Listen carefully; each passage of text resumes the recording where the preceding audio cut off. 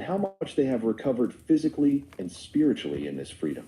The women appear to be more beautiful since it has permitted them to display their figures. Their walk is more erect, their eyes clearer, their talk less artificial. What a different sense of security this new generation possesses, since its members need not give an accounting of their conduct to anyone but themselves. Having wrung control from mothers and fathers and aunts and teachers, and no longer dream of all the suppression, intimidation, and tension that was forced upon us, no longer know anything of the bypaths and secretiveness with which we had to secure the forbidden, which they correctly conceive to be their right. Happily, it enjoys its age with that vivacity, that freshness, that ease, and that carefreeness which are fitting to this age. But the loveliest thing about this happiness seems to be that it need not lie to others, and may be honest with itself, honest to its natural feelings and desires. It may well be that through this freedom from care with which these young people go through life, some of that respect for intellectual things, which animated us, may be lacking in them. It may well be that through this modern and natural give and take, something which seemed particularly precious and attractive to us may be lost to them in love. A secret reticence of modesty and shame, some kindliness and gentleness. Perhaps they do not even suspect that awe of the forbidden and self-denial secretly increase enjoyment. But all this seems little to me in contrast to the one saving change, that the youth of today is free of fear and depression and enjoys to the full that which was denied us in our time, the feeling of candor and self-confidence. Universitas Vitae. The long-desired moment finally came with the last year of the old century, and we were able to slam the door of the hated gymnasium behind us. When we had passed our examinations with difficulty, for what did we know of mathematics, physics, and other scholastic subjects? The director of the school favored us, ceremoniously attired in frock coats for the occasion, with a stirring address. We were now grown up, and were to do honor to our fatherland with diligence and zeal. And so a comradeship of 8 years was broken up, and I have seen very few of my fellow galley slaves again since that time. Most of them enrolled at the university, and those who had to content themselves with other vocations and occupations looked upon us with envy. For in those long-forgotten times the university in Austria was still surrounded with a certain romantic nimbus. To be a university student accorded definite rights to the young academician and conferred upon him privileges far beyond those of the others of his own age. This antiquated oddity is probably but little known in non-German countries, and the outmoded absurdity may well require some explanation. Most of our universities were founded in the Middle Ages, that is, at a time when being occupied with the learned sciences was considered unusual, and in order to attract young people to study, certain class privileges were conferred upon them. The medieval scholars were not subject to the jurisdiction of the ordinary courts. Officers of the law could not seek them out or molest them in their colleges. They wore special dress and had the right to fight duels with impunity. They were recognized as a closed guild with certain rules of conduct or misconduct of their own. In time, with the increasing democratization of public life, when all of the other medieval guilds and corporations were being dissolved, these academic prerogatives were done away with throughout Europe. In Germany and in German Austria alone, where class consciousness always predominated over the democratic idea, the students stubbornly clung to these long outdated privileges and even evolved their own student code. Above all else, the German student assumed a sort of student honor in addition to the civil and common code of honor. Whoever insulted him was forced to give the student satisfaction. In other words, to meet him in a duel, but only if he were qualified to give satisfaction. But again, according to this self-assumed evaluation, qualified did not apply to merchants or bankers, for example, but only to those who had an academic education, graduates and officers. Among the millions, no others were permitted to share the particular honor of crossing swords with a stupid and beardless youth. On the other hand, being a real student meant giving proof of one's manhood by participating in as many duels as possible and bearing the evidence of such heroic deeds in the shape of scars on one's face. Smooth cheeks and a nose that had not been disfigured were not worthy of a genuine Germanic academician. The color students, that is, those who belonged to an association that wore ribbons, in order to duel with new opponents, were constantly forced to provoke each other, as well as the other completely peaceable students and officers. In the students' associations, each new student was coached in the fencing room for this principal activity and initiated in the other customs of the Burschenschaft. Every Fuchs, or freshman, was assigned to a core member whom he had to obey slavishly, and who in return instructed him in all the regulations prevailing among the students: to drink to the point of illness, to empty a heavy stein of beer to the last drop in one draught, thus to harden himself lest he become a weakling, to roar out the student songs in chorus, and to brawl at night on the streets, marching in goose step and hooting at the police.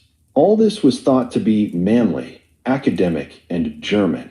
And when the members of the Burschenschaft gathered on Saturdays for their Bummel, with their flags flying and their colored caps and ribbons, these silly fellows, elated with a senseless pride by their conduct, felt that they were the true representatives of the intellectual youth.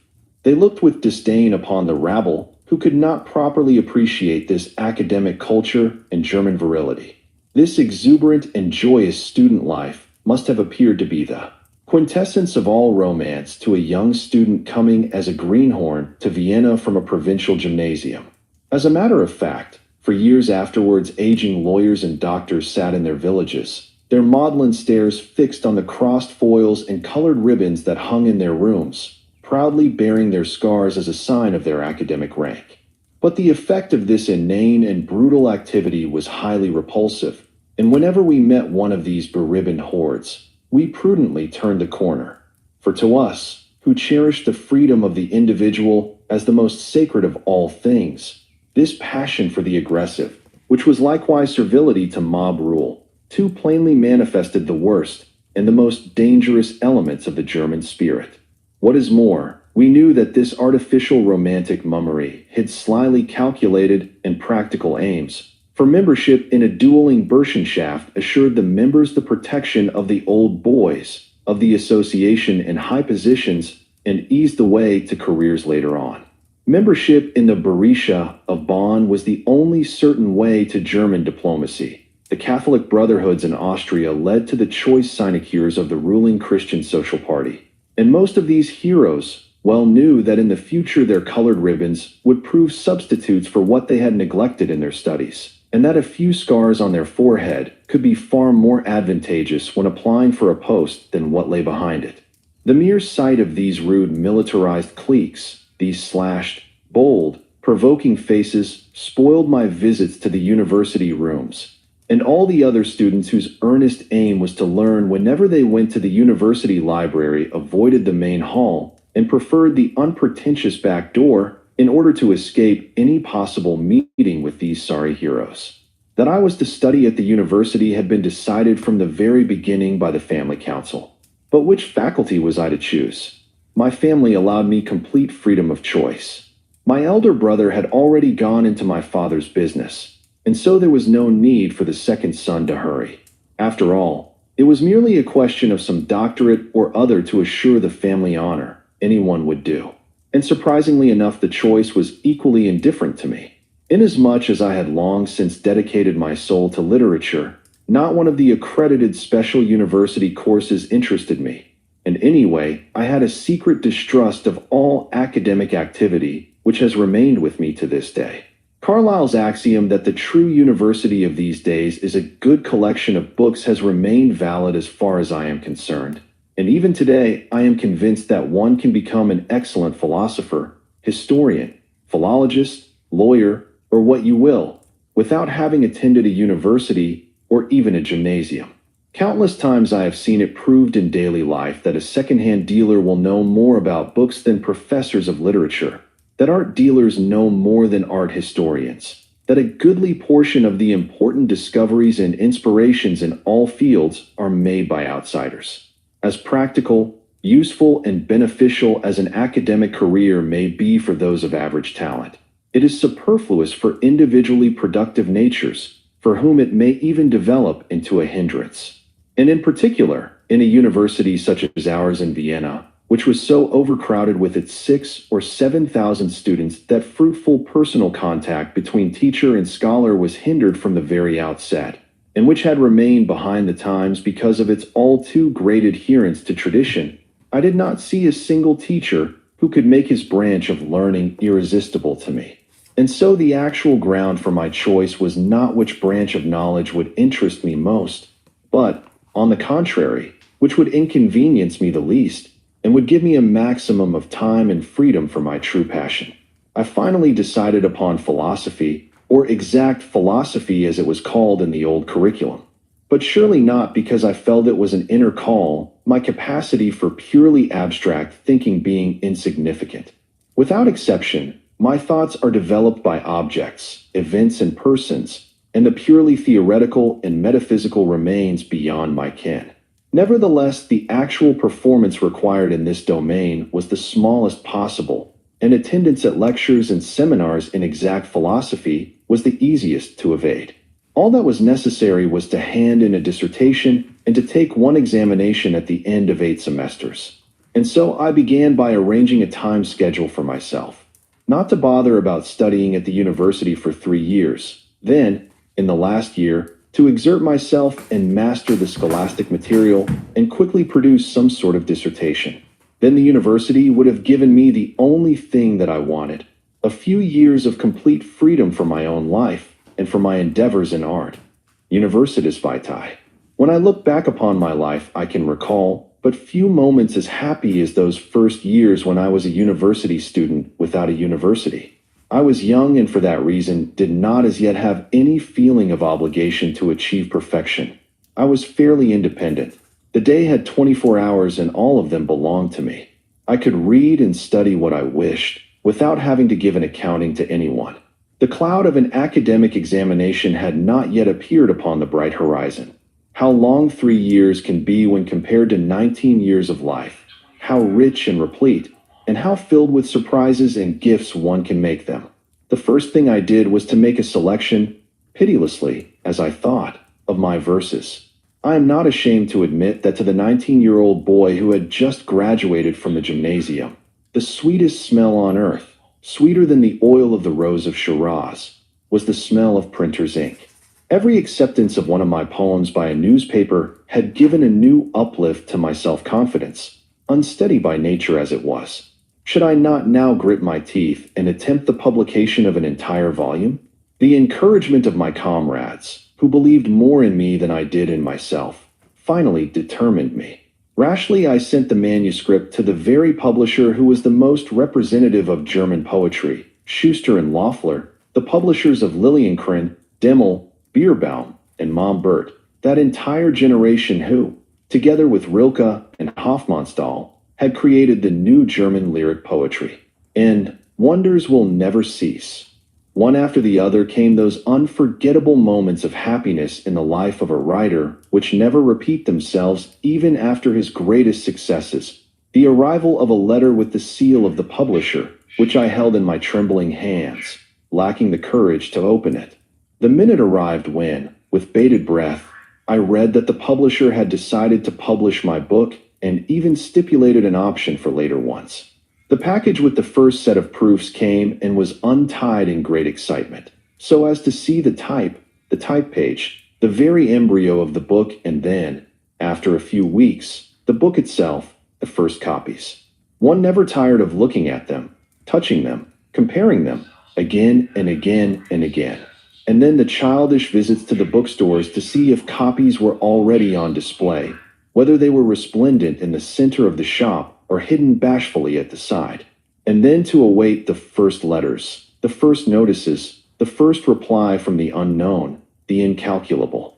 I secretly envy the young man all his suspense, excitement, and enthusiasm, who cast his first book into the world. But my rapture was merely being in love with the first moment and by no means self-satisfaction. What I soon thought of these early verses is shown by the simple fact that I not only never allowed Silbernseiten to be reprinted, the title of my now forgotten firstborn, but did not include a single one of its poems in my collected poems. They were verses of vague premonition and instinctive feeling, not created out of my own experience, but rather born of a passion for language. But still they showed a certain musicality and enough feeling for form to win notice in interested circles, and I could not complain of a lack of encouragement. Liliencron and Demel, who were then the leading lyric poets, gave the 19-year-old hearty and fraternal recognition. Rilke, whom I idolized, reciprocated for the nicely presented book with a copy of a special edition of his latest verses, inscribed gratefully, which I safely rescued from the ruins of Austria as one of the most precious recollections of my youth and took to England with me. Where may it be today? It is truly eerie that this first gift of Rilke's friendship, the first of many, is now 40 years old, and that the familiar writing greets me out of the land of the dead. But the most unexpected surprise of all was that Max Reger, then the greatest living composer except Richard Strauss, asked my permission to set 6 of the poems of this volume to music. And how often since then have I heard one or the other in concerts, my own long-forgotten and discarded verses, carried through time by the fraternal art of a master. These unexpected approbations, which were also accompanied by friendly published notices, encouraged me to a step which, because of my incurable mistrust of myself, I would otherwise never have undertaken, or at least not at so early an age. Even during my gymnasium period, I had published short stories and essays besides verses in the literary publications of the moderns, but I had never dared to offer any of my efforts to a powerful or widely read newspaper. In Vienna, there was really only one journal of high grade, the Neue Freie Presse, which, because of its dignified principles, its cultural endeavors, and its political prestige, assumed in the Austro-Hungarian monarchy a role not unlike that of the Times in England or the Temps in France. No paper, even in the German Reich, was as particular about its intellectual level. Its editor, Moritz Benedict, a man of phenomenal powers of organization and untiring industry, put his entire, almost demonic energy into excelling all the German papers in the fields of culture and literature. No expense was spared if he wanted something from a noted author. He would send telegram after telegram, and would agree in advance to any fee. The holiday numbers at Christmas and New Year were complete volumes with their literary supplements and included the greatest names of the time. Anatole France, Gerhard Hauptmann, Ibsen, Zola, Strindberg, and Shaw found themselves associated in this paper, which accomplished so immeasurably much for the literary orientation of the city and the whole country. As a matter of course, it was progressive and liberal in its views, prudent and cautious in its politics, and it represented the high cultural aspirations of the old Austria in an exemplary fashion. This temple of progress preserved another sacred relic in the so-called feuilleton. Like the great Parisian dailies such as the Temps and the Journal de Débats, it printed admirable and authoritative essays on poetry, theater, music, and art in the lower half of the front page, separated sharply from the ephemera of politics and the day by an unbroken line that extended from margin to margin. In this space, only the long-established authorities were permitted to express themselves. Sound judgment, the comparative experience of years, and finished artistic form alone could summon an author to this holy place after years of probation. Ludwig Speidel, a master of the pen, and Eduard Hanslick had the same pontifical authority in the theater and music as Saint Beuve had in his Lundies in Paris. Their yes or no in Vienna decided the success of a work, a play, or a book, and with it that of the author. Each of these essays was the talk of the day in intellectual circles. They were discussed, criticized, admired, or attacked, and whenever a new name bobbed up among the time-honored and accepted feuilletonists, it was an event. Of the younger generation, Hofmannsthal alone succeeded, with a few of his capital essays, in gaining admission. Other young authors had to be content to sneak in and find refuge in the literary section at the back. He who appeared on the first page had hewn his name in marble, as far as Vienna was concerned. It is no longer comprehensible to me how I found the courage to offer a small article on poetry to the Neue Freie Presse, the oracle of my fathers and the temple of the high priests. But after all, nothing worse than having it rejected could happen to me. The editor of the feuilleton received visitors only once a week between 2 and 3 o'clock, because the constant succession of famous and established collaborators seldom left space for the work of an outsider. It was not without a beating heart that I walked up the iron circular staircase which led to his office and had myself announced. After a few moments the attendant returned and said that the feuilleton editor would see me, and I walked into the small narrow room. The feuilleton editor of the Neue Freie Presse was Theodor Herzl, and he was the first man of world importance whom I had encountered in my life. Although I did not then know how great a change his person was destined to bring about in the fate of the Jewish people and in the history of our time. At that time his stand was still divided and uncertain.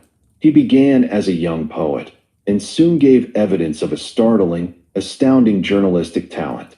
At first he was the Paris correspondent and later the feuilletonist of the Neue Freie Presse, and as such had become the darling of the Vienna public. His essays are still enchanting in their wealth of sharp and oft-times wise observations, their stylistic animation, and their aristocratic charm. Whether light or critical, they never lost their innate nobility, and they were the most cultivated in journalism, and were the delight of a city that had schooled itself to every subtlety. He had been successful with a play given at the Burg Theater, and now he was a man of fame, adored by the young, respected by our fathers, till one day the unexpected happened.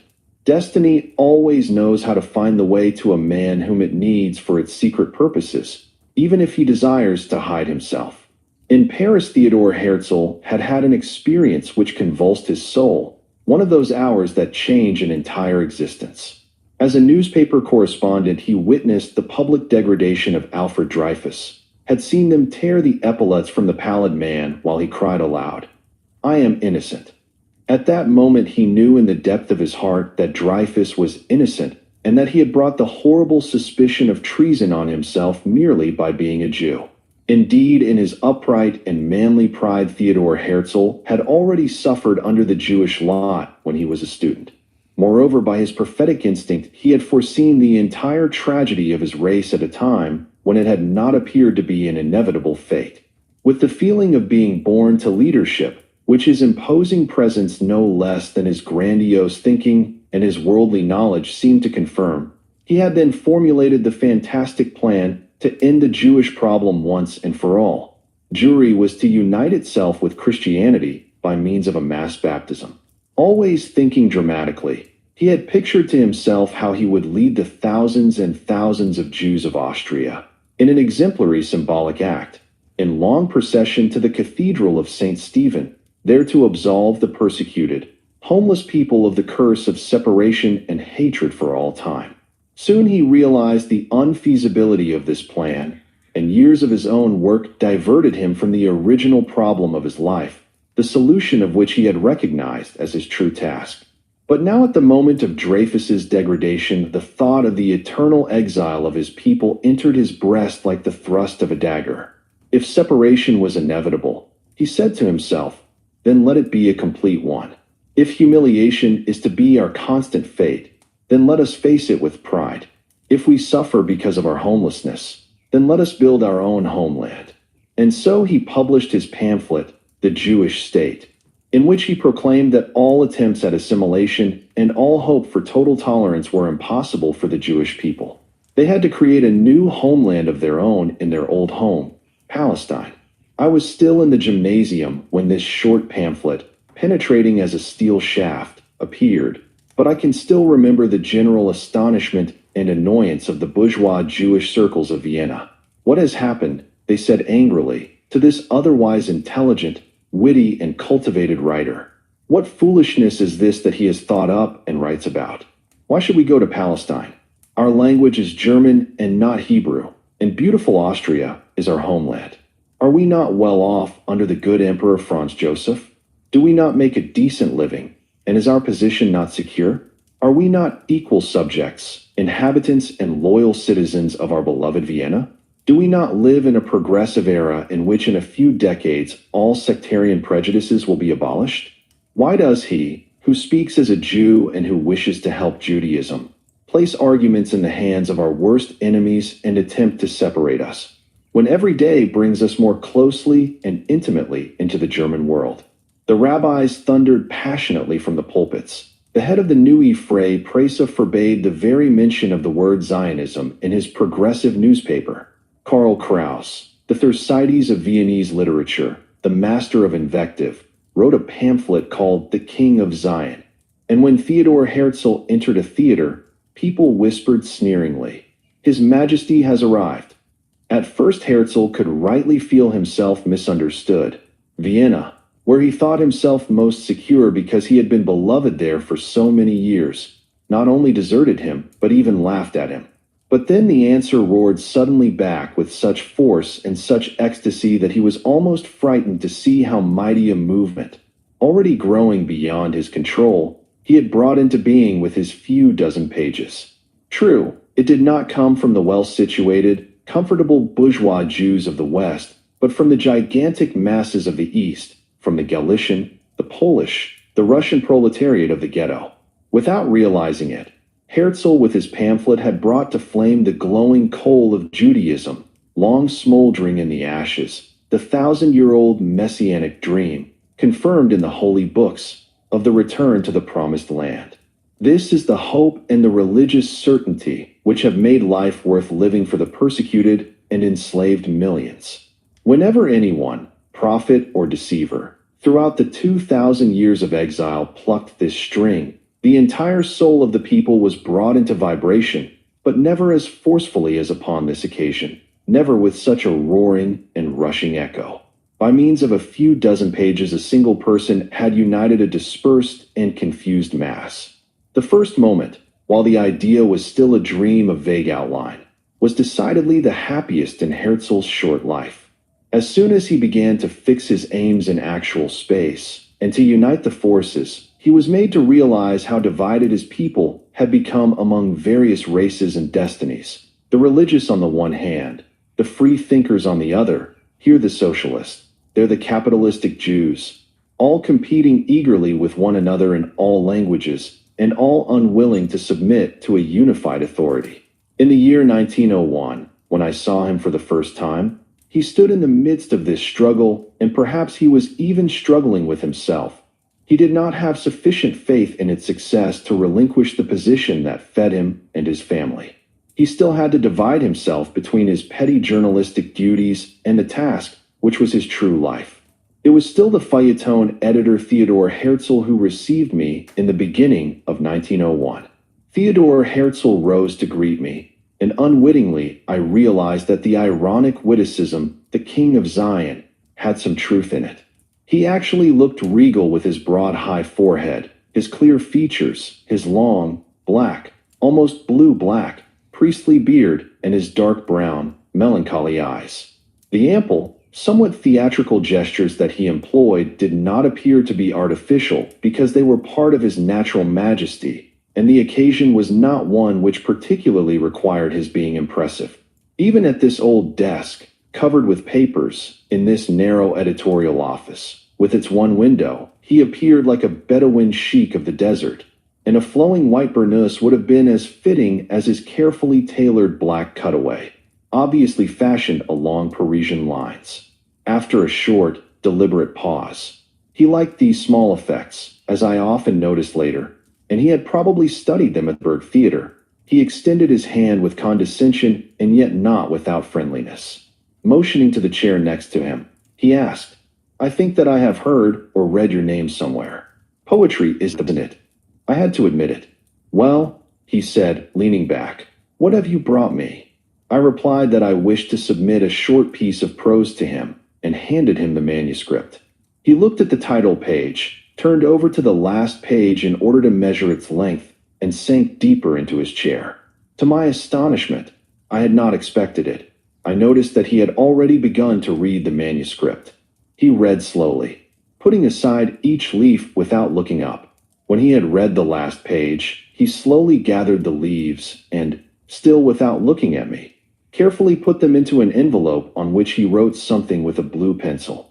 It was only then, after having kept me in suspense for a sufficiently long time with these occult passes, that he raised his handsome, dark countenance towards me, and with deliberate dignity he said slowly, "I am happy to tell you that your fine piece is accepted for the feuilleton of the Neue Freie Presse."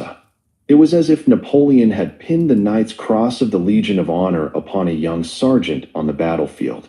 This would seem to be a small, inconsequential episode, but one had to be a Viennese, and a Viennese of that generation, to understand what a step upward this promotion signified. In my 19th year, I had suddenly achieved a prominent position overnight, and Theodor Herzl, who remained kindly disposed towards me from that moment on, took the opportunity of writing in one of his next essays that Vienna need not fear the decadence of art. On the contrary, besides Hofmannsthal, there was an entire platoon of young talent of whom the best was to be expected, and he mentioned my name at the head. I have always felt it as a particular honor that a man of such outstanding importance as Theodor Herzl was the first to champion me publicly from his exposed, and therefore responsible position, and it was difficult for me to determine, ungratefully, it might seem, not to join his Zionist movement actively and in the responsible capacity that he would have wished. The right relation never presented itself. I was estranged above all else by the disrespect, of a kind hardly comprehensible today, with which his own party associates treated Herzl. Those of the East charged him with not understanding Judaism and not even knowing its customs. The economists looked upon him as a feuilletonist. Each one had his own objection, and they were not always the most respectful.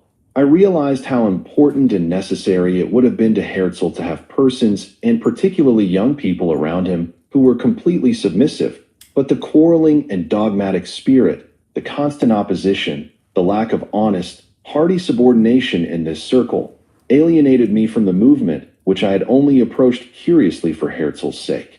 Once when we were speaking about the subject, I frankly admitted my dislike of the lack of discipline in his ranks.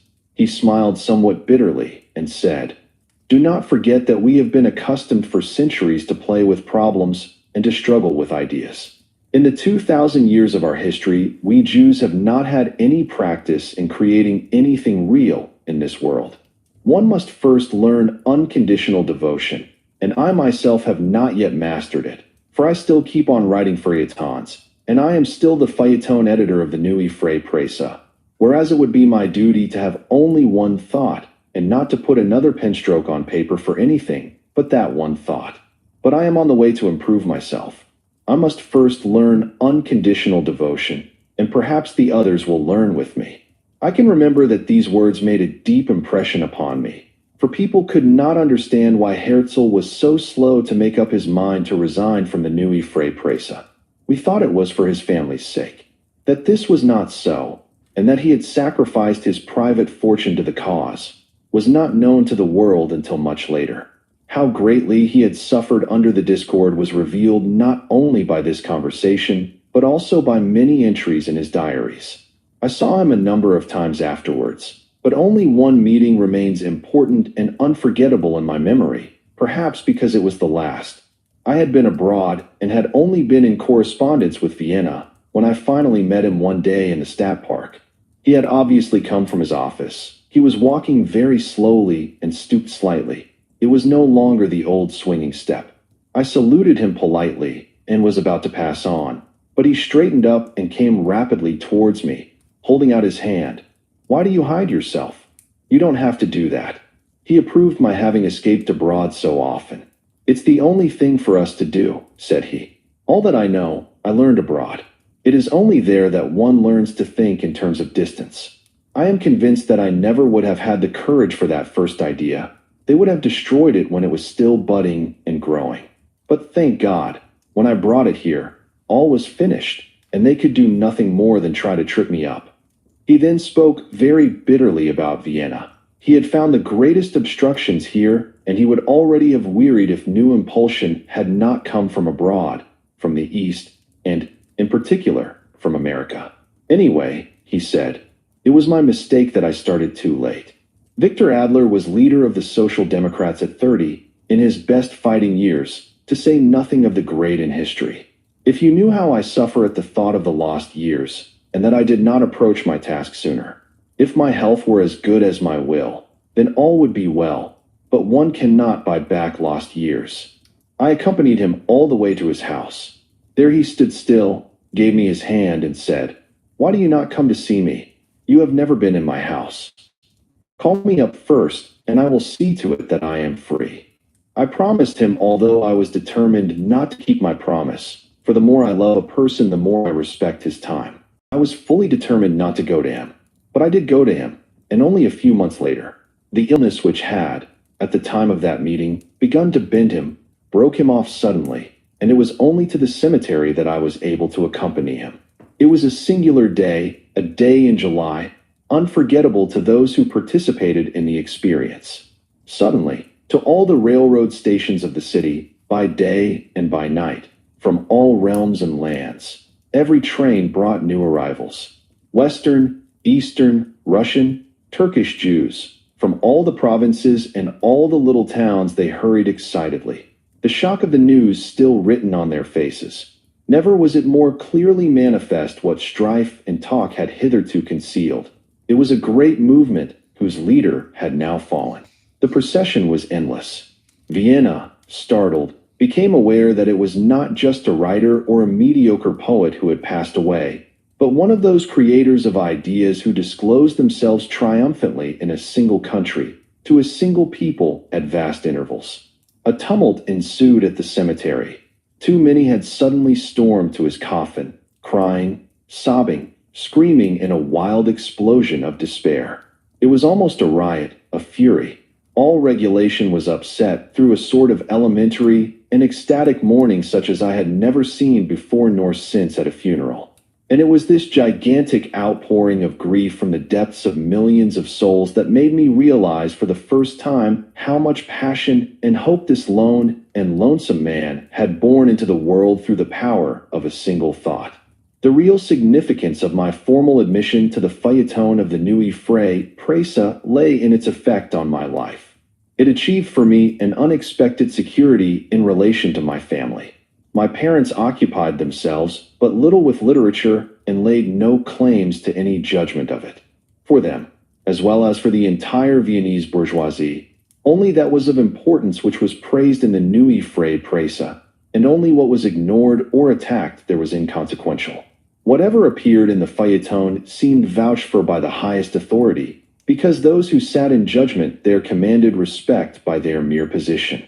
Conjure up a family that glances at this first page of the paper each day with awe and anticipation, and one morning stumbles on the discovery that the rather untidy 19-year-old at their table, who was none too good at school, and whose scribbling they looked upon indulgently as harmless play, safer than cards or dalliance, was permitted to voice his opinions, which up to then had received small attention at home. In this circle of the tried and famous, if I had written the most beautiful poems of Keats or Hölderlin or Shelley, it could not have brought about so complete a transformation in my entire surroundings. When I entered a theater, people pointed out this curious Benjamin who in some mysterious fashion had penetrated the holy precincts of the elders and worthies. And since I appeared in the feuilleton often and almost regularly, I was soon in danger of becoming a local celebrity, a danger which I was able to escape in time by surprising my parents one morning with the announcement that I wished to study in Berlin during the coming semester. And my family had too much respect for me, or rather for the Neue Presse in whose golden shadow I stood, not to grant my wish. Of course, I had no intention of studying in Berlin. As in Vienna, I went to the university only twice during the semester, once to enroll for the lectures, and the second time to secure a certificate of my supposed attendance. What I sought in Berlin was neither colleges nor professors, but a higher and more complete sort of freedom. In Vienna, I still felt myself tied to my surroundings. The literary colleagues with whom I associated were nearly all from the same Jewish bourgeois class as myself. In the constricted city, where everyone knew about everyone else, I was always the son of a good family, and I was tired of the so-called good society. I even longed for a pronouncedly bad society, an unforced, uncontrolled kind of existence. I had not even looked in the catalog to see who was teaching philosophy at the university in Berlin. It sufficed for me to know that the new literature was more active and impulsive there than at home, that one might meet Demel and the other poets of the younger generation there, that magazines, cabarets, and theaters were constantly being started, that, in a word, Something was doing. As a matter of fact, I came to Berlin at a very interesting historical moment. Since 1870, when Berlin had changed from the rather small, sober, and by no means rich capital of the Kingdom of Prussia into the seat of the German Emperor, the homely town on the Spree had taken a mighty upswing. But the leadership in artistic and cultural matters had not yet fallen to Berlin. Munich, with its painters and poets, was considered the real center of art. The Dresden Opera dominated the music field, and the small capitals drew valuable elements to themselves. Vienna, above all, with its century of tradition, its concentrated power, and its innate talent, was still predominant over Berlin.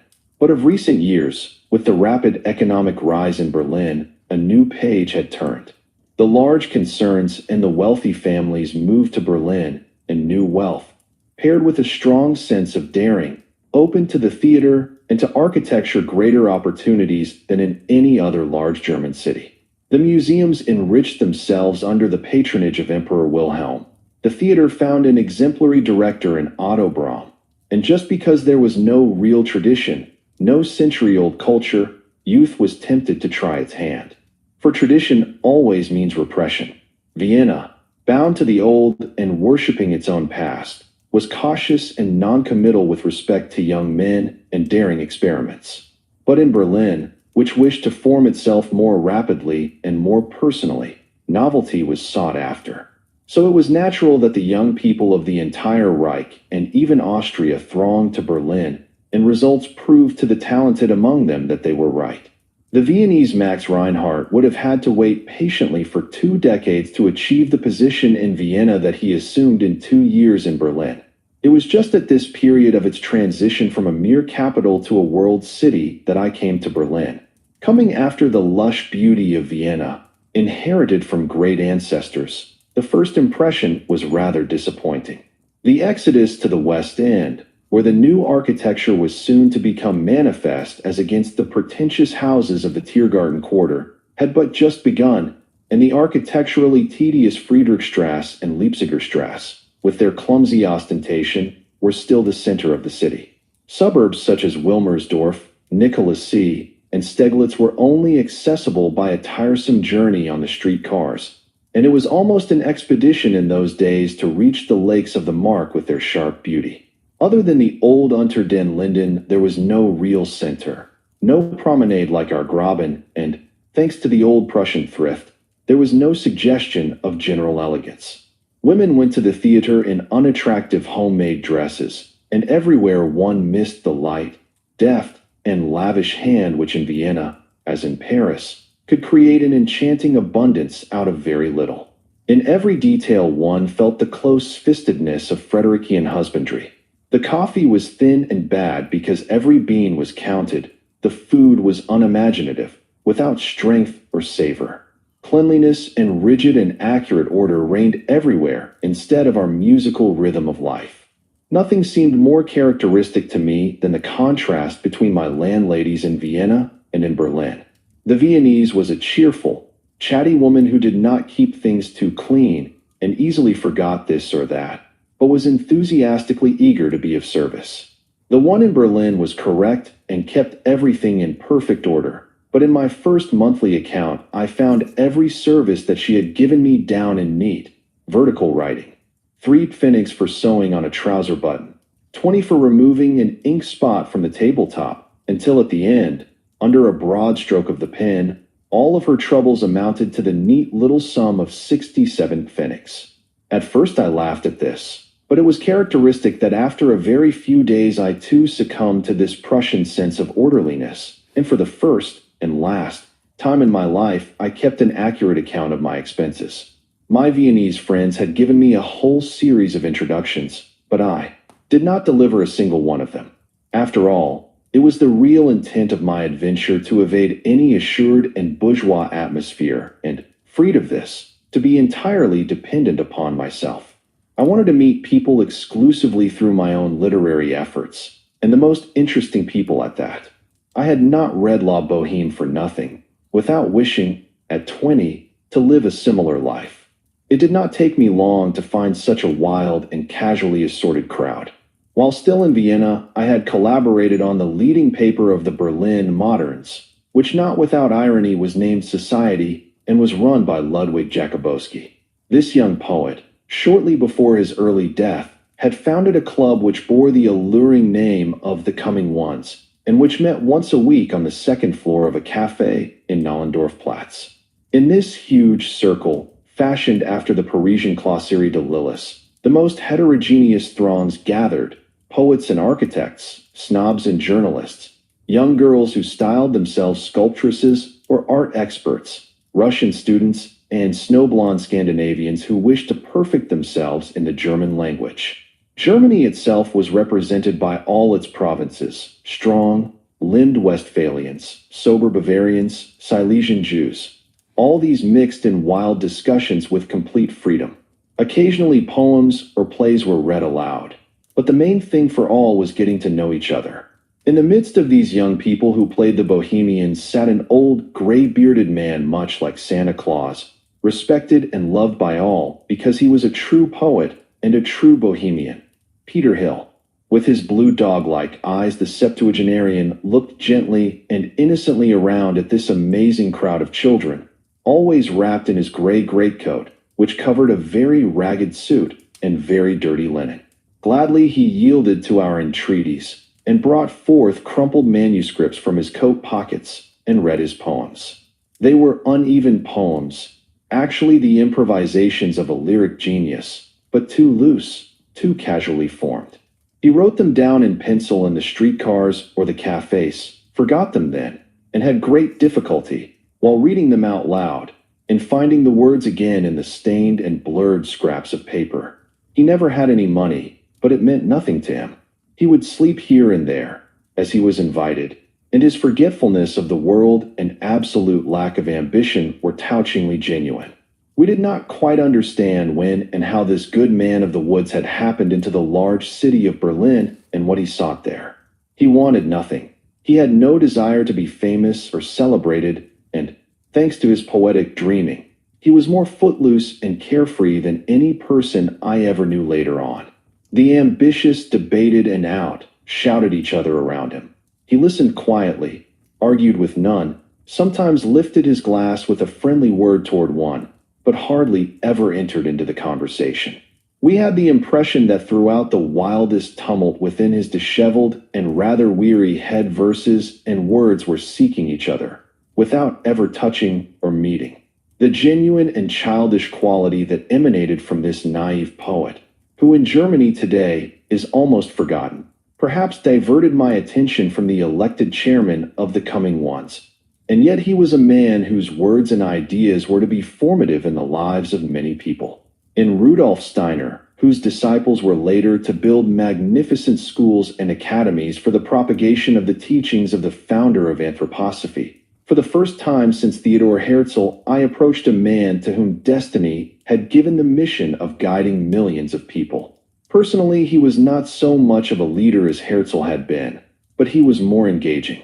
A hypnotic power lay in his dark eyes, and I listened to him better and more critically when not looking at him, for his ascetic, thin face, carved by spiritual suffering, was well disposed to be convincing, and not only to women.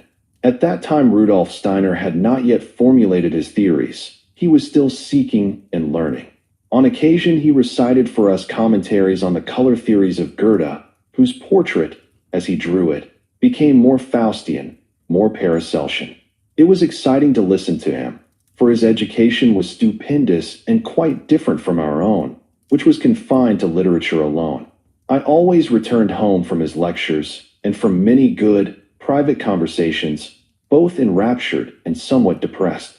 However, if I ask myself today whether I would have foretold for that young man his great philosophical and ethical effect upon the masses, I must admit, to my shame, that I would not. I had expected great things from his questing intellect, and I would not have been in the least astonished to hear of some important biological discovery which his intuitive spirit had accomplished. But when many years later I saw the grandiose Goetheanum in Dornach, this school of wisdom, which his pupils had founded as a Platonic academy of anthroposophy, I was rather disappointed that his power had run to material and sometimes even into the commonplace. I do not claim any judgment of anthroposophy, for even today I am not quite clear as to what it seeks or means, and I believe that on the whole its seductive power is bound up not with an idea, but with the fascinating personality of Rudolf Steiner. Nevertheless, meeting a man of such magnetic personality at so early a stage, when he yielded himself to the younger people around him in friendship and without dogmatizing, was an incalculable gain for me. In his fantastic and at the same time profound knowledge, I realized that true universality, which we, with the overweening pride of high school boys, thought we had already mastered, was not to be gained by flighty reading and discussion, but only by years of burning endeavor. But in that receptive period, when friendships are easily made and social or political differences have not yet hardened, a young man learns the most important things better from those who strive with him than from his superiors. And again I felt, but on a higher and more international plane than in the gymnasium, how fruitful collective enthusiasm can be. Whereas most of my Viennese friends had come from the middle classes and 9/10 of them from the Jewish bourgeoisie, which meant that we merely duplicated or multiplied our inclinations. The young people of this new world came from directly opposite classes, from above and from below, one a Prussian aristocrat, another the son of a Hamburg shipping man, the third from Westphalian peasant stock. Unawares, I found myself in a circle where actual poverty existed, with torn clothing and worn-out shoes, a sphere which I had never touched in Vienna. I sat at the same table with heavy drinkers, homosexuals, morphine addicts. I shook hands, quite proudly, with a fairly well-known swindler who had been in jail, and who because of his published memoirs had become one of us. All the seemingly impossible characters of realistic fiction pushed and thronged together in the small cafes and drinking places into which I was introduced, and the worse a man's reputation was, the more eager my interest to meet its bearer. This particular love or curiosity for men who live dangerously has accompanied me throughout my entire life. Even in the years when it would have been fitting to be more selective, my friends berated me for associating with such immoral, undependable, and compromising persons. Perhaps it was just the substantial sphere from which I came, and my feeling that I too was burdened to a certain degree with a complex of security, that caused me to be fascinated by those who were wasteful and almost disdainful of their lives, their time, their money, their health, and their good name. These passionate individuals whose only mania was mere existence without a goal. And perhaps you may notice in my novels and short stories my predilection for all intense and unruly natures.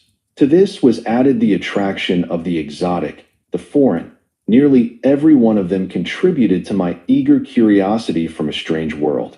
In the artist E.M. Lillian, the son of a poor Orthodox Jewish wood-turner from Drohobix, I encountered for the first time an Eastern Jew, and a Judaism which in its strength and stubborn fanaticism had hitherto been unknown to me.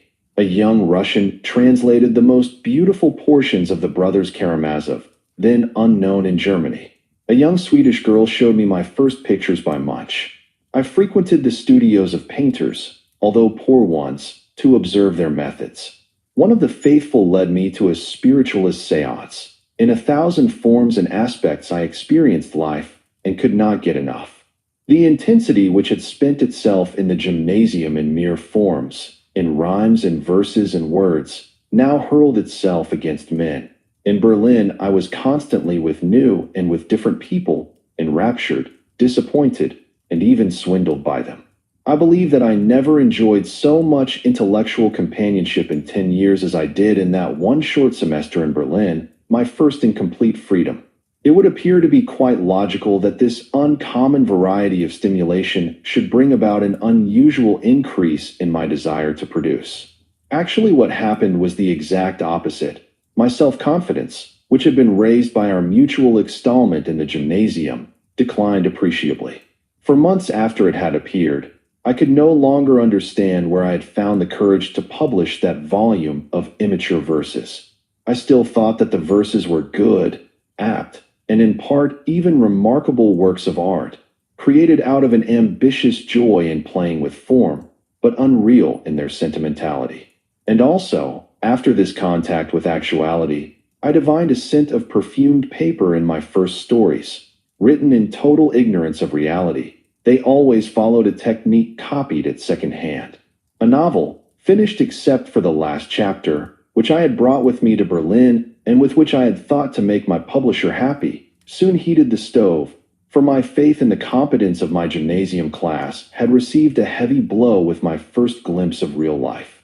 I felt as if I had been put back several years at school. As a matter of fact, 6 years elapsed after my first volume of verses before I published another, and it was only after 3 or 4 years that my first book of prose appeared. Following Demmel's advice, for which I am thankful to this day, I used my time in translating from foreign languages, and even now I hold this to be the best way for a young poet to understand more deeply and more creatively the spirit of his own language. I translated the verses of Baudelaire, a few of Verlaine, Keats, William Morris, a short drama by Charles Van Lerberg, a novel by Camille Lemonnier, Pour me faire la main. Just because every strange language at first offers opposition in its most personal turnings to those who would copy it, it invites forces of expression which, otherwise unsought, would never come to light. And this struggle to wrest from a strange language its most intimate essence, and to mold it as plastically into one's own language, was always a particular artistic desire on my part. Because this silent and actually thankless work requires patience and perseverance, virtues which I had neglected in the gymnasium through ease and boldness, it became particularly dear to me. For in this humble activity of transmitting the highest treasures of art, I experienced for the first time the assurance of doing something truly useful, a justification of my existence. Inwardly, my way for the next years had become quite clear: to see much, to learn much, and only then to begin. First, to learn the essentials of the world, rather than step before the world with premature publications. Berlin, with its strong brine, had only increased my thirst. I looked around me for a country in which to take a summer trip. My choice fell upon Belgium. At the turn of the century, this country had felt an uncommon artistic impulse, and in a certain sense had even overshadowed France in intensity. Knopf and Rops in painting, Constantin Meunier and Min in the plastic arts, Van der Velde in the applied arts, Maeterlinck, Eekhout, and Lemonnier in poetry, provided a magnificent measure of the new strength in Europe. But above all others, it was Emile Verhaeren who fascinated me, because he pointed out a wholly new way to the lyric muse. I had, so to speak, discovered him in private, for then he was completely unknown in Germany, and the official literature had confused him with Verlaine, just as it had confused Roland with Rostand. And to love someone alone is to love doubly. It will perhaps be necessary to pause briefly here. Our time lives too rapidly and experiences too much to possess a good memory, and I do not know if the name of Emile Verhaeren means anything today. Verhaeren was the first of all the French poets who endeavored to give Europe what Walt Whitman had given America: a profession of faith in the times, in the future. He had begun to love the modern world and wished to conquer it for poetry. Whereas for others the machine was evil, the cities ugly, and the present unpoetical, he was enthusiastic for every new invention and every technical accomplishment, and he was enraptured with his own rapture. He did so knowingly in order to experience this passion the more strongly. And the little poems of the beginning grew into great, outpouring hymns. Admirez-vous les uns les autres was his advice to the nations of Europe. All the optimism of our generation, an optimism no longer comprehensible in the present day with our dreadful decline, found in him its first poetic expression, and some of his best poems will give evidence for a long time to come of the Europe and the humanity we then dreamed of. My real reason for going to Brussels was to become acquainted with Verhaeren. But Camille Lemonnier, that powerful and today unjustly forgotten poet of the Mail, one of whose novels I had translated into German, told me regretfully that Verhaeren came to Brussels from his little village only rarely, and that he was absent at that moment. To make up for my disappointment, he gave me the most gracious introductions to other Belgian artists. I saw the aged master, Constantin Meunier, that heroic worker and the strongest portrayer of labor, and after him van der Stappen, whose name today is almost forgotten in the annals of art. But what a friendly person he was, this small, chubby-faced Fleming, and how cordially they received me, young as I was, he and his big, broad, jolly Dutch wife. He showed me his works, and we talked at length on that bright morning about art and literature, and the kindness of these two soon removed all of my shyness. Openly I spoke of my regret at having missed the one person I had come to Brussels to meet, Verhaeren. Had I said too much? Had I said something that was foolish? At any rate, I noticed that both van der Stappen and his wife had begun to laugh silently and to exchange furtive glances. I sensed a secret understanding between them, caused by my words. I became embarrassed and wished to take my leave, but they both insisted that I remain for lunch. Again, that curious smile passed from one to the other. I felt that if there was a secret here, it was a friendly one, and gladly gave up my intended trip to Waterloo. It was soon midday, and we were already sitting in the dining room.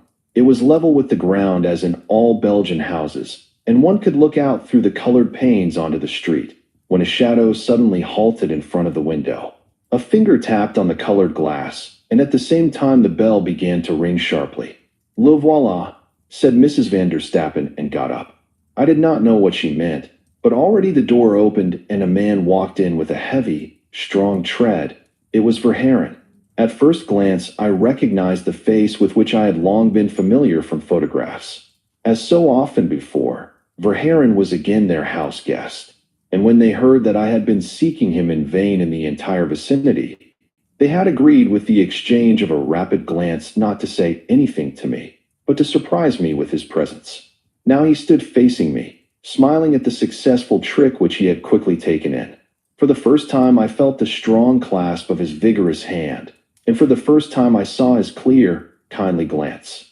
He came home laden, as always, with adventures and enthusiasm. He began to talk while he was still attacking the food. He had called upon friends and visited a gallery, and he was still all aflame with that hour. He always came home that way, elated by anything and everything, even a casual event, and this enthusiasm had grown into a sacred habit. Like a flame it sprang again and again from his lips, and he knew wondrously well how to outline his words with telling gestures. With the first word he seized upon his hearers, because he was entirely open, receptive to all that was new, declining nothing, prepared for everything. He threw himself, so to speak, out of himself towards another with his entire being. Upon hundreds and hundreds of occasions, as in this first hour, I have happily experienced this stormy, overpowering contact of his being. As yet he knew nothing about me, but still he offered me his confidence merely because he heard that I was close to his work. After lunch, the first good surprise was followed by a second. Van der Stappen had long wished to fulfill his own and Verhaeren's desire to make a bust of the latter. The last sitting was to be today. My presence, so van der Stappen said, was a friendly gift of fate, for he needed someone to talk with this much too unruly model while he sat, so that his face might become enlivened in speaking and listening. So for 2 hours I gazed deep into this face, this unforgettable, lofty brow, already plowed by the furrows of evil years, and over this a wealth of rust-brown locks. The structure of his face was strong and tightly covered by a brownish skin tanned by the wind. His chin jutted forth like a rock, and over his slim lips hung his mighty Vercingetorix mustache. His nervousness lay in his hands, those slender, gripping, fine yet powerful hands in which the pulse beat strongly under the sparse flesh. The entire force of his willpower stemmed from his broad peasant shoulders, for which the small, vigorously boned head seemed almost too small. It was only when he got up that one saw his power. When I look at the bust today, nothing of van der Stappen's ever turned out better than the work of that hour.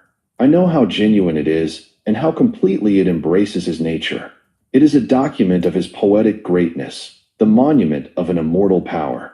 In those 3 hours I learned to love the man as I have loved him throughout my entire lifetime. There was an assurance in him that did not, for a single instant, seem like self-satisfaction. He remained independent of money, and preferred living his country life to writing a single line. He remained independent of success, made no effort to increase it by means of concessions or favors or conviviality. His friends and their loyal adherents sufficed him. He even remained independent of the dangerous temptations of his character, of fame when it finally came to him at the peak of his life.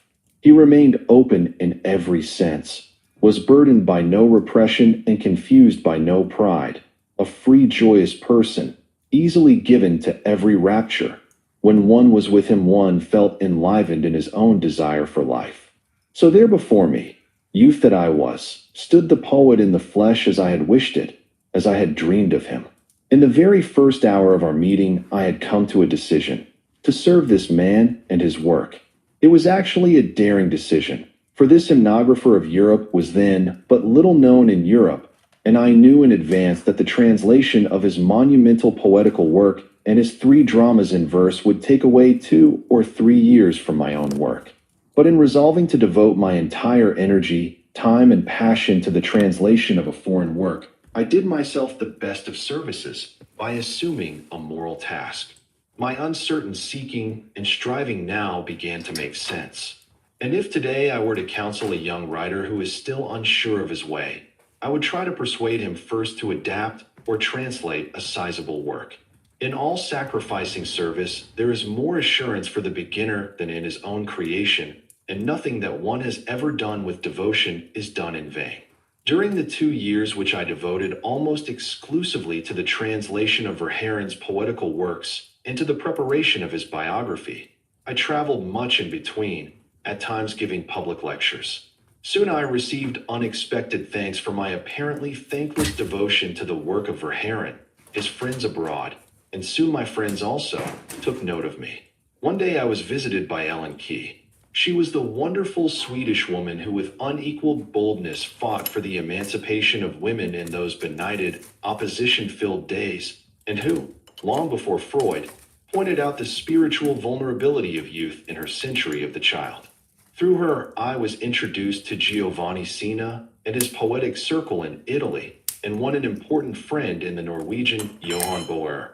George Brandes, the international master of the history of literature, disclosed a kindly interest in me, and soon the name of Verhairen began to be better known in German than it was in his mother tongue. Keynes, the greatest of all actors, and Moisey recited his poetry in public, using my translation, and Max Reinhardt presented Verhairen's Cloister on the German stage. I had reason to feel satisfied, but it was now high time for me to remember that I had undertaken another obligation besides the one to Verhairen. I had finally to terminate my university career and to bring home the doctor's hood. Now I had to work up in a few months all the scholastic material on which the more stable students had labored for almost 4 years. With Erwin Guido Kolbenheier, a literary friend of my youth, who may today not like to be reminded of it because he has become one of the public poets and academicians of Hitler's Germany, I crammed through the nights. But my examination was not made difficult for me. The kindly professor, who knew too much about my public literary activity to vex me with petty detail, said to me in a private conversation beforehand, smiling, "You would prefer not to be examined in exact logic," and then, as a matter of fact, led me over into fields in which I felt more sure of myself. It was the first time that I passed an examination with honors, and the last time as well. And now I was outwardly free, and all the years up to the present have been devoted to one struggle. A struggle which in our times grows constantly more difficult, to remain equally free inwardly.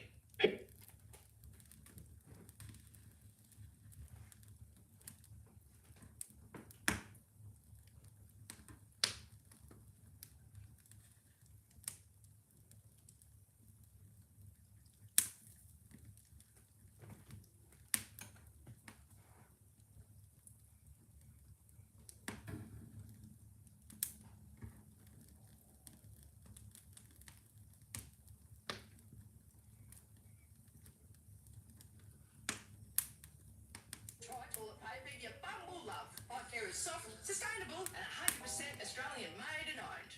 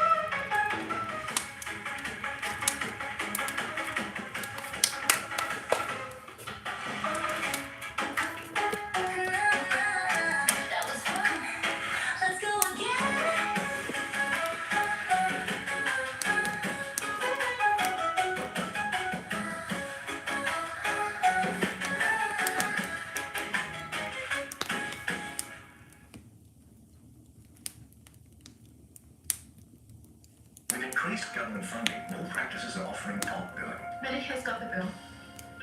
Thanks. To find a bulk billing GP near you, visit health.gov.au/bulk billing. Organised by the Australian Government Canberra.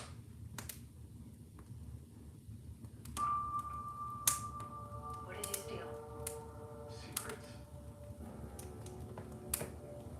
The data they pay me to protect.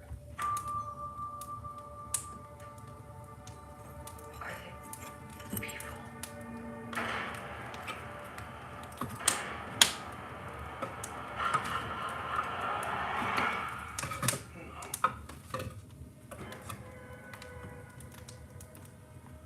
Good morning, Kansas City. Let's take a look.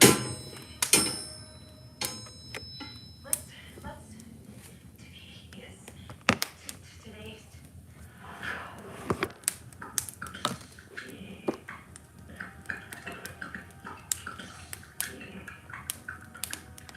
I don't understand what she's saying.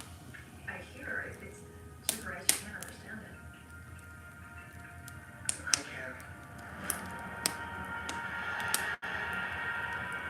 What's happening to me? People are starved for the truth. I'm a part of it now. I'm just sorry they made you a part of it too. Hello, Jane. Please. Have a seat.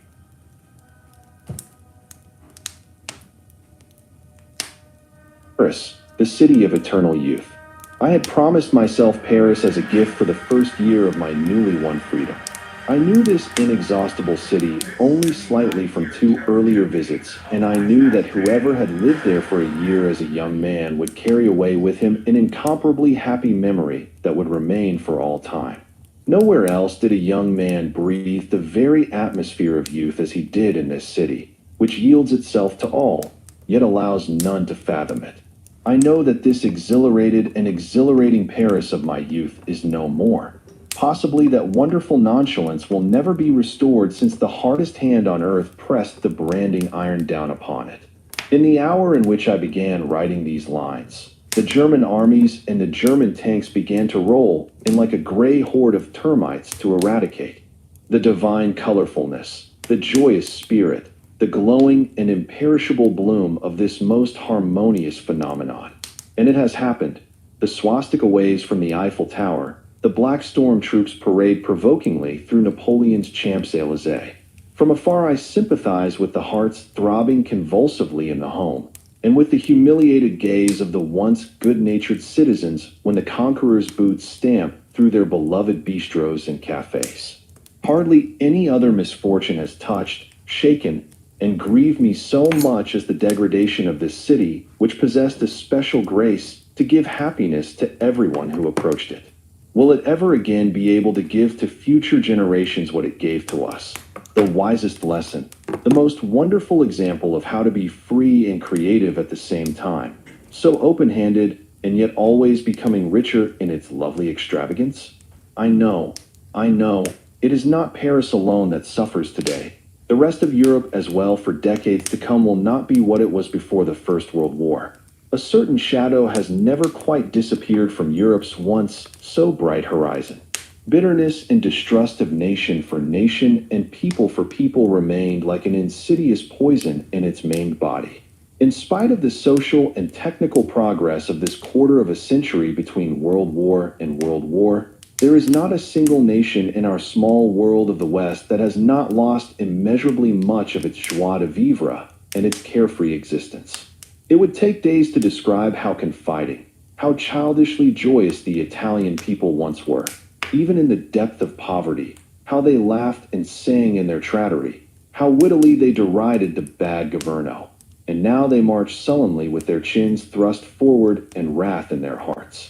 Can one still imagine an Austria so lax and loose in its joviality, so piously confiding in its imperial master and in the God who made life so comfortable for them? The Russians, the Germans, the Spaniards, not one of them can remember how much freedom and joy the soulless, voracious bogey of the state has sucked from the very marrow of their soul. All peoples feel only that a strange shadow hangs broad and heavy over their lives. But we, who once knew a world of individual freedom, No one can give testimony that Europe once, without a care, enjoyed its kaleidoscopic play of color. And we shudder when we think how overcast, overshadowed, enslaved and enchained our world has become because of its suicidal fury. But nowhere did one experience the naive and yet wondrously wise freedom of existence more happily than in Paris, where all this was gloriously confirmed by beauty of form, by the mildness of the climate, by wealth and tradition. Each one of us youngsters took into himself a share of that lightness, and in so doing contributed his own share. Chinese and Scandinavians, Spaniards and Greeks, Brazilians and Canadians, all felt themselves at home on the banks of the Seine. There was no compulsion. One could speak, think, laugh, and scold as one wished. All lived as they pleased, convivially or alone, wastefully or frugally, luxuriously or a la boheme. There was room for the unusual and provision for all opportunities.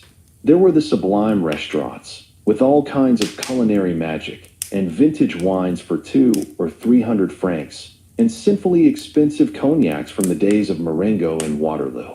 But one could eat and carouse as well at any wine shop around the corner. In the crowded student restaurants of the Latin Quarter, for a few sous you could get the choicest bits before and after your juicy beefsteak, and in addition you had red or white wine and a long stick of marvelous white bread. One could dress as one pleased. The students promenaded about with their rakish berets along the Bull, Michigan. The Rappins or painters wore wide, huge mushroom hats and romantic black velvet jackets. The workers wandered about unconcernedly in their blue blouses or in their shirt sleeves on the most fashionable boulevards. The nurses in their broad, pleated Breton caps. The wine shop keepers in their blue aprons. It did not have to be the 14th of July for a young couple to begin dancing on the street after midnight, while the police stood by laughing. The street belonged to everybody. No one was embarrassed in the presence of anybody. The prettiest girls were not ashamed to go arm in arm with a coal-black Negro or a slant-eyed Chinese into the nearest petit hotel. In Paris, who cared about the bogies that were to be made much of later on? Race, class, and birth? One walked, one talked, one slept with whomever one pleased, and cared not a hoot about others. Oh, one needed to know Berlin first in order to love Paris properly, and to experience the innate servility of Germany with its angular and painfully sharp-edged class consciousness. There the officer's wife did not associate with the wife of the teacher, nor the latter with the merchants, nor she in turn with the wife of the workman. But in Paris the inheritance of the revolution was still in the blood. The proletarian worker felt himself as free and important a citizen as his employer. In the cafe, the waiter cordially shook the hand of the gold-braided general. The small, solid, sober bourgeoise did not stick up her nose at the prostitute who lived on the same floor, but chatted with her daily on the staircase, and the children gave her flowers. In a fashionable restaurant, it was Leroux's, near the Madeleine. I once saw some wealthy Norman peasants who had come from a christening. They came thundering in with heavy boots like hooves, in their village dress, their hair so thickly pomaded that it could be smelled as far as the kitchen. They talked animatedly, and the conversation took on volume the more they drank, and unashamed they laughingly poked their fat wives in the ribs. Being true peasants, it did not trouble them in the least to sit among men in elegant tails and beautifully gowned women. Even the smooth-shaven waiter did not turn up his nose as he would have done in Germany or England in the presence of such rural company, but served them as politely and as perfectly as he did the ministers and the excellencies. And the maitre d'hotel took a special delight in welcoming the somewhat unconventional guests quite heartily. Paris knew only a mixture of contrasts, no above and no below. There was no visible barrier between the luxurious streets and the unswept alleys, and in each there was equal life and gaiety. In the courtyards of the faubourgs, the street musicians made their music, and one heard the midinettes through the open windows singing while they worked. Always and everywhere there was laughter in the air or a friendly greeting. If on occasion two cabbies got into a row, they afterwards shook hands, drank a glass of wine together, and ate a few ridiculously cheap oysters. Nothing was difficult or stiff. Relations with women were easily started and as easily ended. Every Jack found his Jill. Every young man a happy girl untrammeled by convention. Oh, how easily, how well, one lived in Paris, particularly if one was young. Merely walking about was a pleasure and a lesson at the same time, for everything was within reach. You could walk into a second-hand bookshop and spend a quarter hour turning the pages without the dealers grumbling or complaining. You could go into the small galleries and the art shops and browse around as you wished. You could look in on the auctions at the Hotel Drouet and chat with the governesses in the parks. It was not easy to stop once you had started strolling, for the street drew you on magnetically. It was a kaleidoscope, constantly disclosing something new.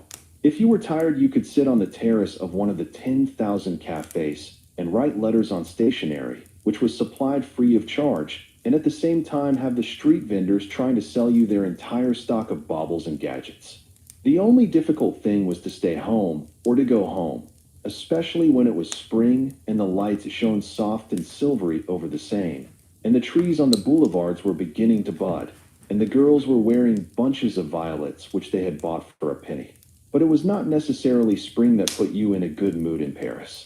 At the time that I learned to know the city, it was not as completely welded together as it is today, as a result of the subways and the automobile.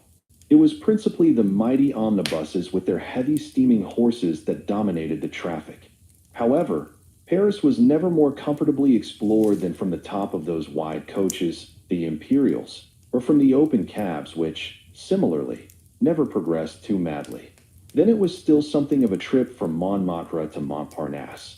And in view of the frugality of the Parisian bourgeois, I readily believed the legend that there were still Parisians on the right bank who had never been on the left, and that there were children who played only in the Luxembourg Gardens and had never seen those of the Tuileries or the Parc Monceau. The seasoned citizen or concierge preferred remaining chez soi, in his own quartier. He built up his small Paris in the greater Paris, and for that reason each of the districts retained its distinctive and even provincial character. So it became something of a question for a stranger to choose where to pitch his tent. The Latin Quarter no longer enticed me. Thither I had raced from the station when I was 20 on an earlier brief visit. The very first evening I sat in the Café Vachette and looked with awe at Verlaine's chair and the marble table which, when in his cups, he beat angrily with his stick, thus to command proper respect. Abstaining acolyte that I was, I drank a glass of absinthe in his honor, although the greenish brew was not to my taste. But I felt that as a young devotee in the Latin Quarter, I was obliged to conform to the ritual of the lyric poets of France. At that time I should have liked above all, because of my sense of the fitness of things, to live in a sixth-floor attic room near the Sorbonne, so as to participate faithfully in the Latin Quarter life as I had conceived it from books. But at 25 I was no longer so naively romantic, and the students' quarters seemed to be too international, too un-Parisian. Above all, I had no wish to choose my permanent quarters according to my literary reminiscences, but rather to do my own work as best I could. I looked about carefully.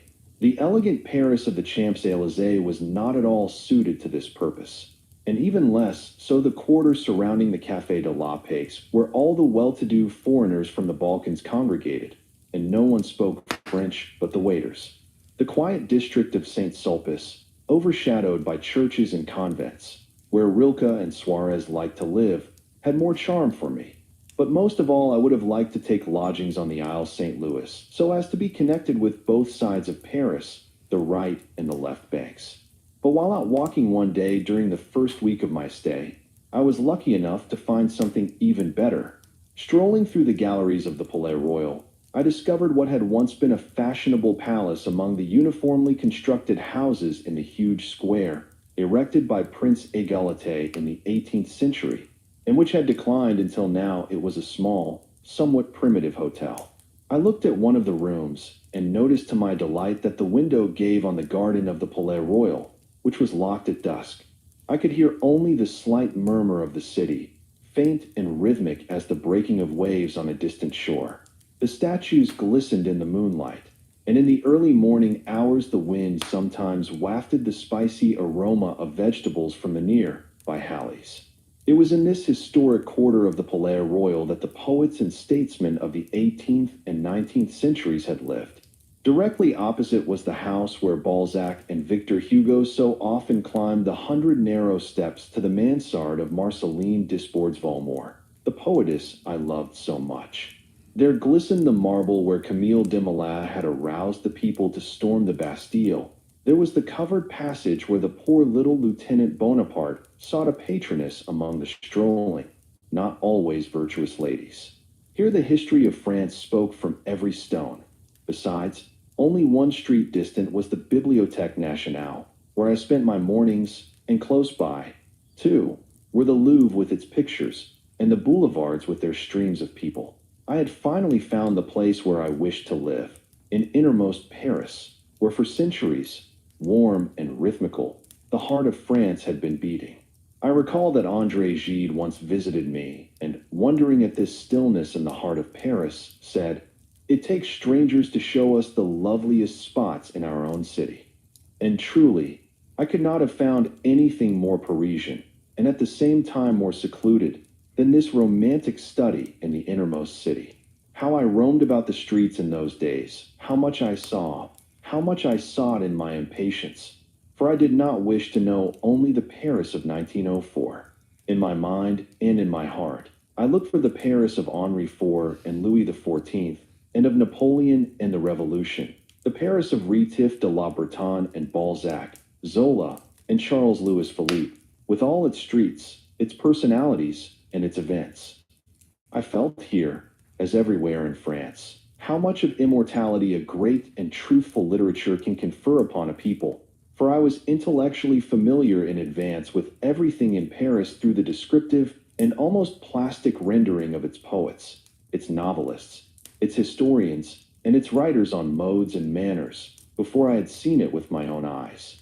It was merely brought to life by coming face to face with it, and seeing it physically was really nothing but a recognition, that delight of the Greek anagnorismos which Aristotle lauds as the greatest and most mysterious of all artistic satisfactions.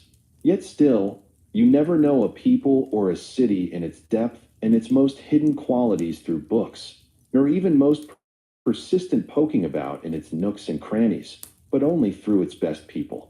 It is only through an intellectual friendship with the living that one gains insight into the true connection between folk and land. All observation from without can give no more than a spurious premature view. Such friendships were given me, and the best was that of Léon Bazalgette. Because of my intimate connection with Verhaeren, whom I visited twice each week in St. Cloud, I was saved from falling in with the windy circle of international painters and writers as most foreigners did. For after all, here they were no different than in Munich, Rome, and Berlin. With Verhaeren, however, I visited those painters and poets who lived in the midst of this temperamental and sybaritic city, each one living for his work in a creative stillness, as if he were on a lonely island. I even saw Renoir's studio and the best of his pupils. Externally, the existence of these impressionists, whose work today fetches thousands of dollars, differed in no way from that of the rentiers and the middle class. A small house with a studio attached, no such pretension as Lenbach and the other celebrities in Munich displayed with their imitation Pompeian villas. The painters lived as simply as the poets with whom I soon became familiar. They all had small governmental jobs in which there was little actual work. The great respect for intellectual activity, which is apparent in France from the highest to the lowest for years, inspired the intelligent system of conferring inconspicuous sinecures upon poets and writers whose work brought them only a small revenue. They were, for example, appointed librarians in the Ministry of Marine or in the Senate. Here they were given a small salary and little work, for it was only rarely that a senator asked for a book, so that the fortunate possessor of such a benefice could sit quietly and comfortably in front of his window in the stylish old senatorial palace in the Luxembourg Gardens and write his verses during working hours without worrying about his earnings. And this modest security was enough. Others were physicians, as Duhamel and Durton were later, or they had a small picture gallery like Charles Vildrac, or they were lycée professors like Ramin and Jean-Richard Bloch, or, like Paul Valéry, they put in a few hours at the Havas Agency or read for publishers. But none of them had pretensions like their successors who, spoiled by the cinema and huge editions, attempted to win sovereign independence at the first stirring of an artistic inclination. What these poets sought from their small, unambitious professions was nothing but a little security for their outer life, which guaranteed them freedom for their inner work. Because of this modest security, they could pass up the great corrupt Parisian dailies with disdain, and write without pay for their small magazines, which were maintained only through personal sacrifice. And they could be content with having their plays given in the small literary theaters, and at first getting no publicity outside their own circle. For decades, only a small elite had known of Claudel, of Pegui, Roland, Suarez, and Valerie. In the midst of this hustling and bustling city, they were the only ones who were not in a hurry. Living quietly and working quietly for a quiet circle outside of the force or law place was more important to them than pushing themselves forward, and they were not ashamed to live frugally and in middle-class circles in return for the right to think and work freely and adventurously in the world of art. Their wives did the cooking and ran the house. Everything was simple, and for that reason more convivial at their evening gatherings. We sat on inexpensive wicker chairs around a carelessly set table covered with a checkered cloth, no more fashionable than the plumber on the same floor, but we felt free and unhindered. They had no telephone, no typewriter, no secretaries. They avoided all mechanical tools just as they did the intellectual apparatus of propaganda. They wrote by hand as they did 1,000 years ago, and even at the large publishers, such as the Mercure de France, there was no stenography and no elaborate organization. Nothing was wasted for show, for prestige, or for impressiveness. All these young French poets, like the rest of the people, lived for the joy of living in its sublimest form, the creative joy in work. How the simple human integrity of these newly won friends revised my idea of the French poet. How different was their style of living from that described by Bourget and the other famous novelists of the period, for whom the salon was identical with the world. And how their women taught me to see through the criminally false picture that we had conceived at home out of books, of the French woman as a mondaine who cared only for adventures, extravagance, and staring at herself in a mirror. I have never seen better or quieter housekeepers than in that fraternal circle, frugal, modest, and gay even in the tightest circumstances, working minor miracles on a tiny stove, taking care of the children, and yet always intellectually akin to their husbands. Only someone who has lived in these circles as a friend and comrade knows the true France. My friend of friends was Léon Bazalgette, whose name is improperly omitted from most accounts of modern French literature, in which it stood for something exceptional, namely that he exclusively employed his creative energy in fostering the work of others, and thus saved up his truly amazing intensity for the persons he loved.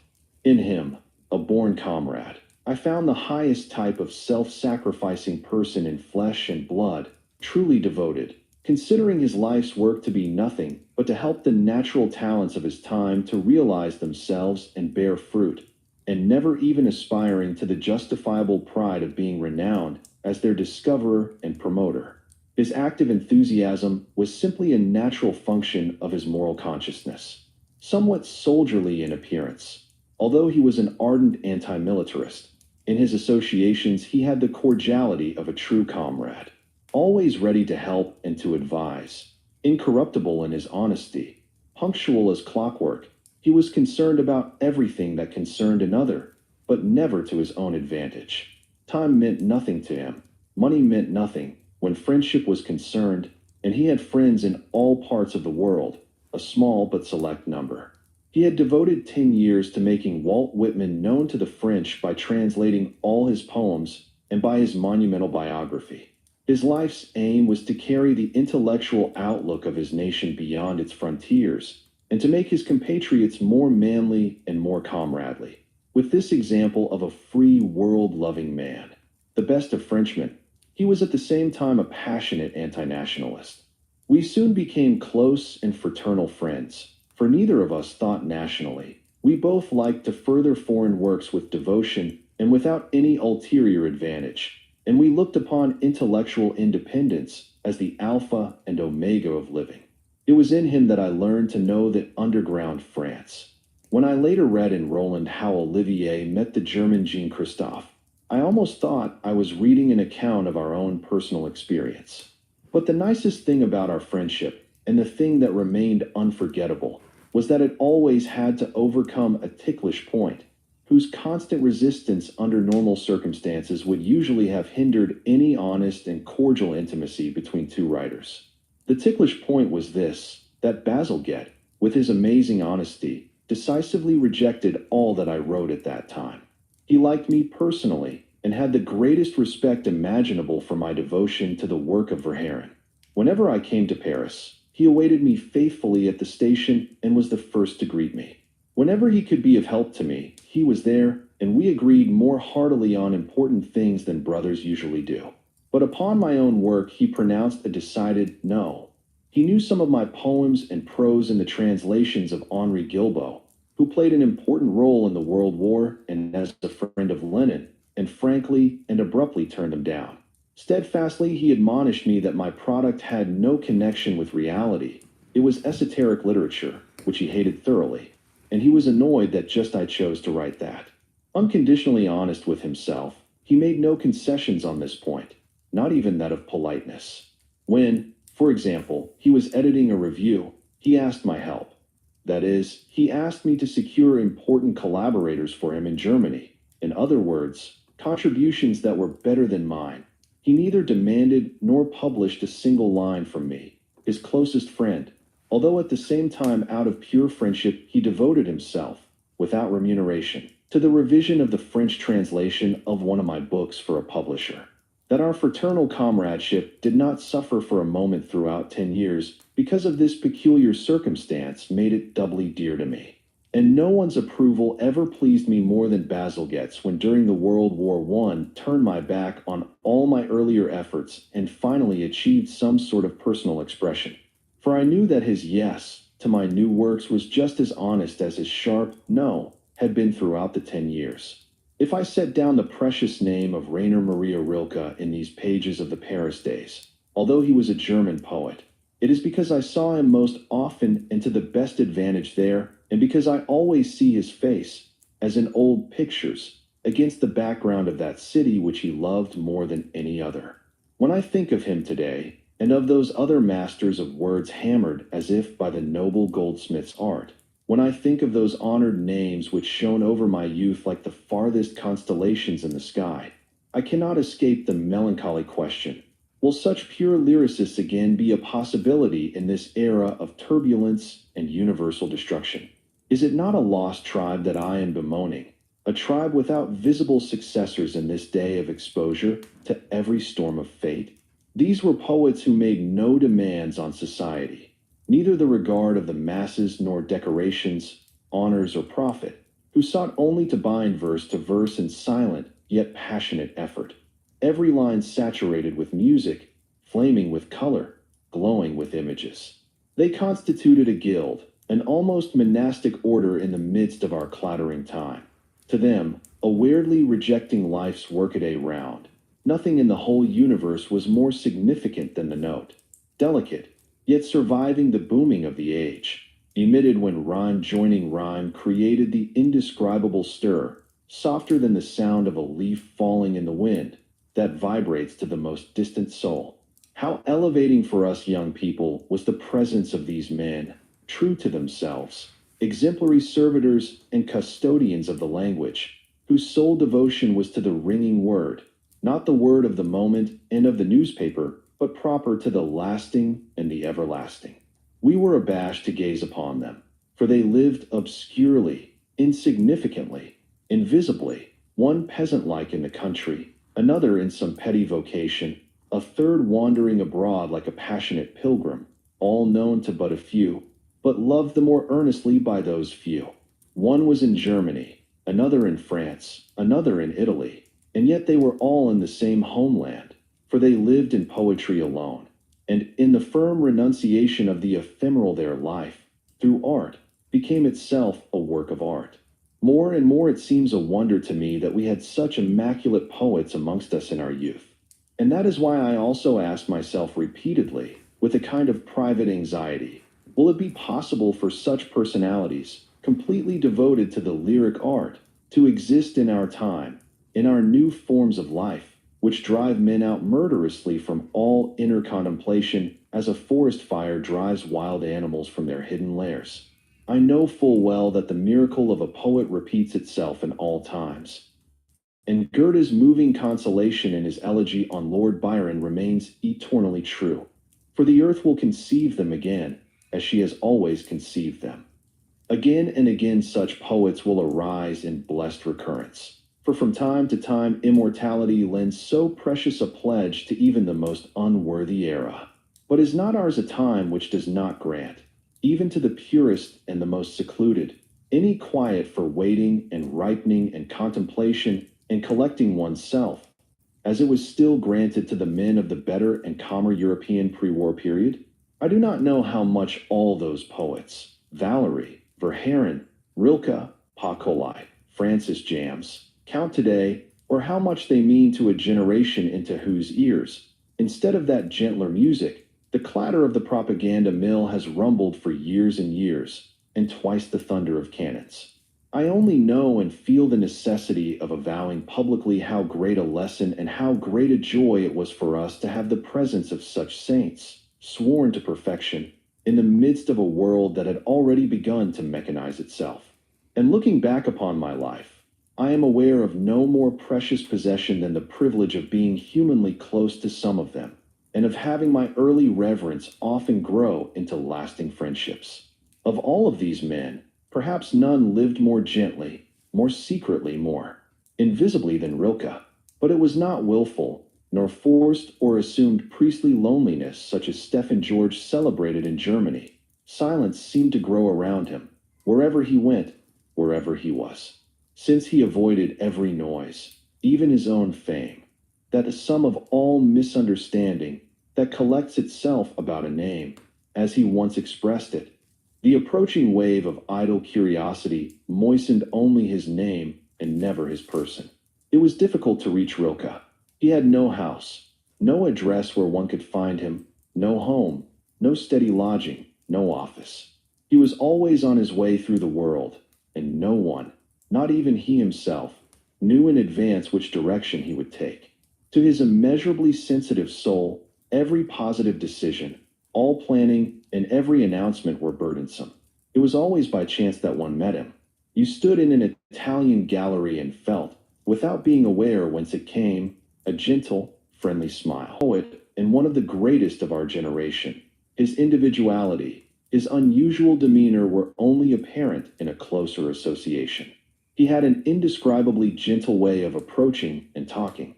When he entered a room where people were gathered together, it was so noiselessly that hardly anyone noticed him.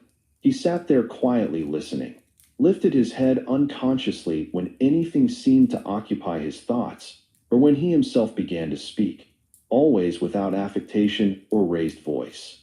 He spoke naturally and simply, like a mother telling a fairy tale to her child, and just as lovingly.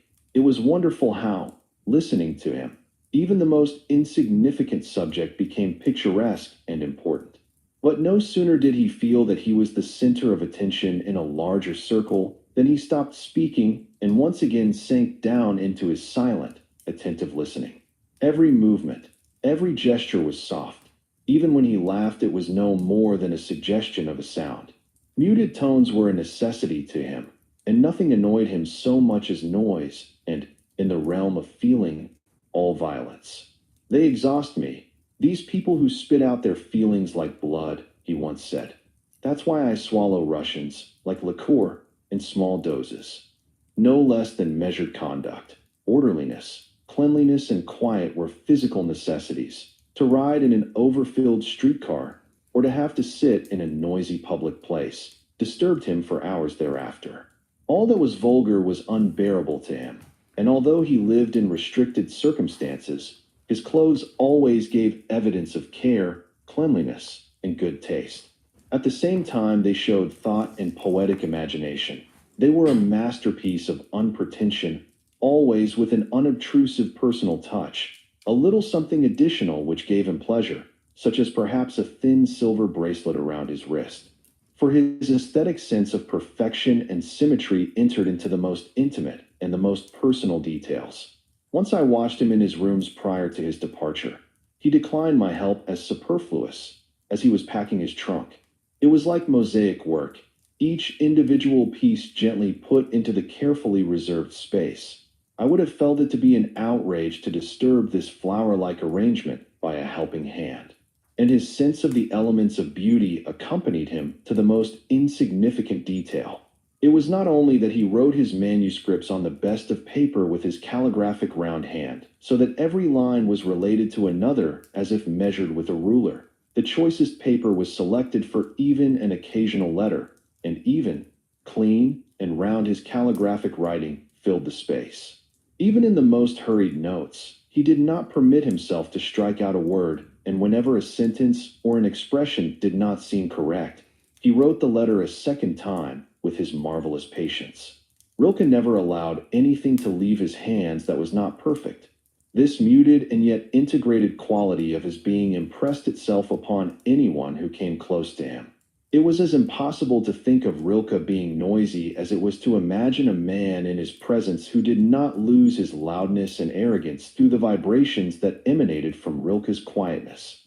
For his conduct vibrated like a secret, continuous, purposive, moralizing force. After every fairly long talk with him, one was incapable of any vulgarity for hours or even days. On the other hand, of course, this constant temperateness of his nature, this never wishing to give himself completely, put an early end to any particular cordiality. I believe that few people may boast of having been Rilke's friends. In the 6 published volumes of his letters, one rarely finds such form of address, and the brotherly, familiar do was hardly ever applied to anyone after his school days. To permit anyone or anything to approach him too closely burdened his extraordinary sensitivity, and everything that was pronouncedly masculine caused him physical discomfort. He gave himself more easily to women in conversation. He wrote often and gladly to them, and was much more free in their presence.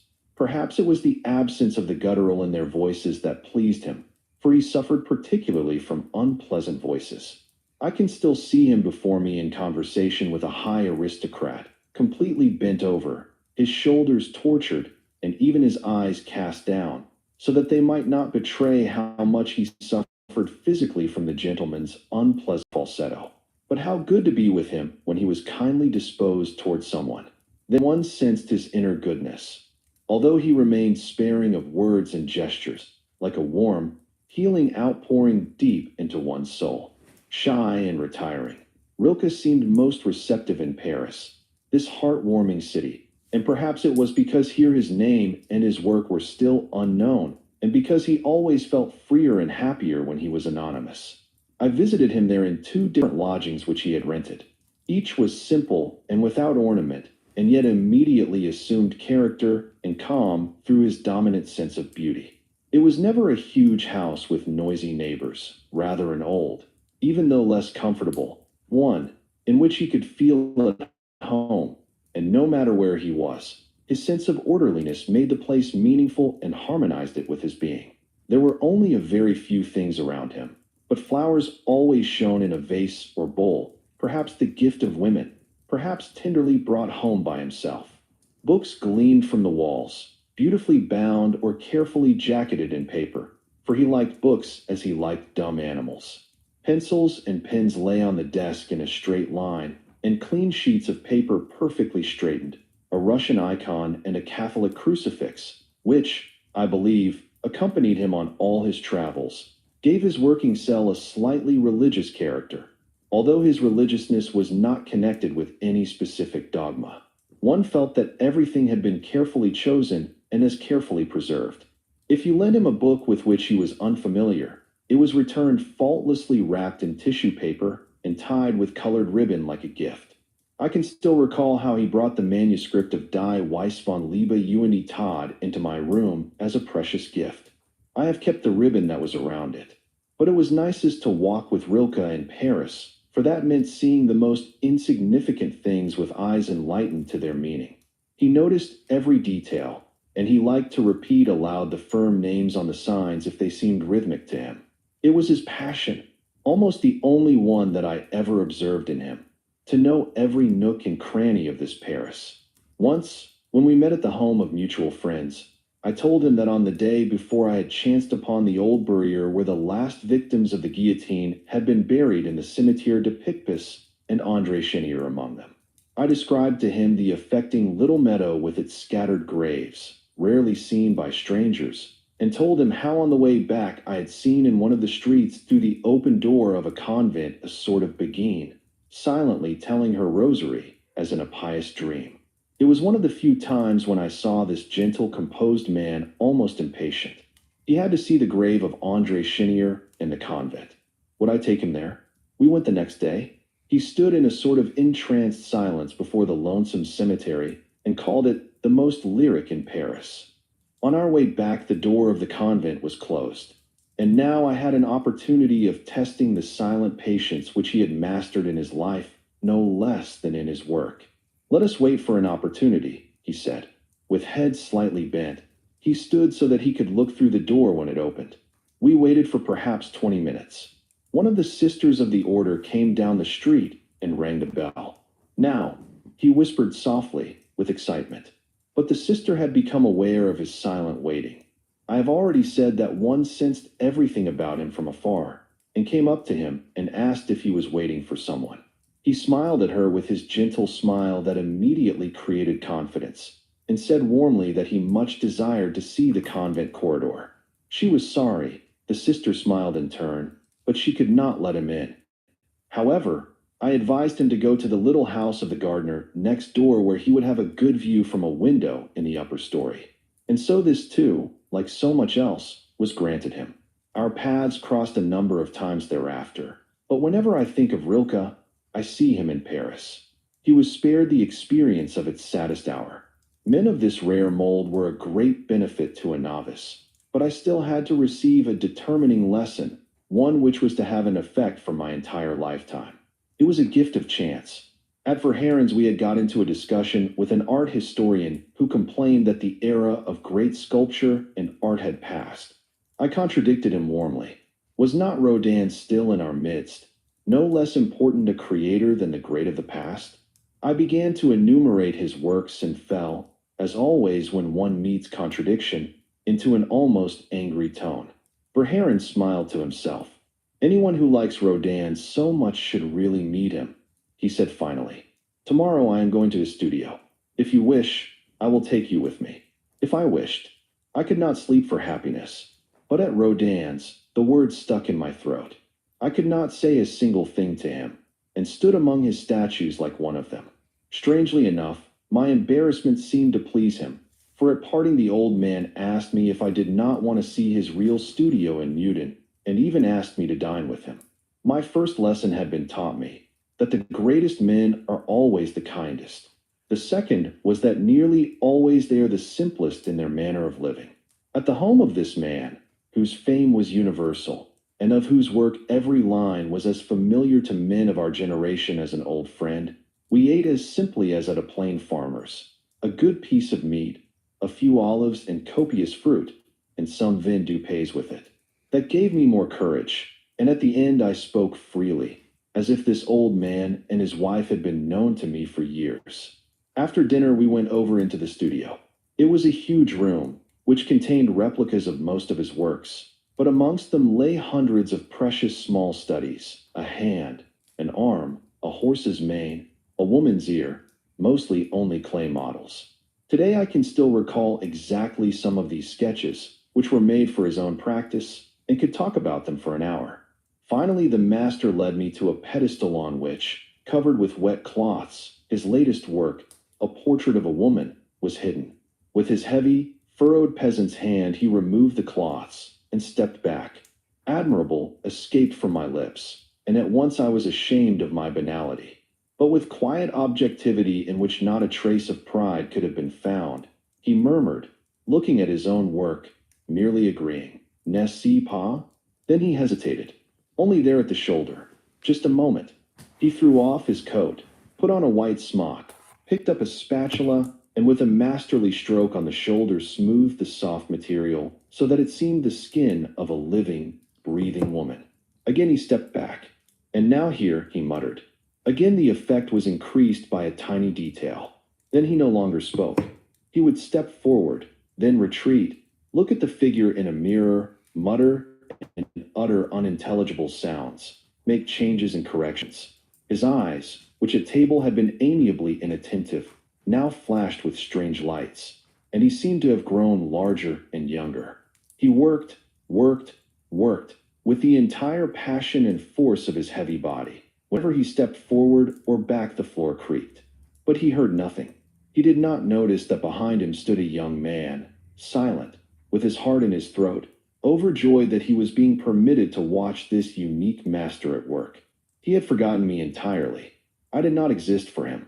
Only the figure, the work, concerned him, and behind it, invisible, the vision of absolute perfection. So it went on for a quarter or a half hour. I cannot recall how long. Great moments are always outside of time.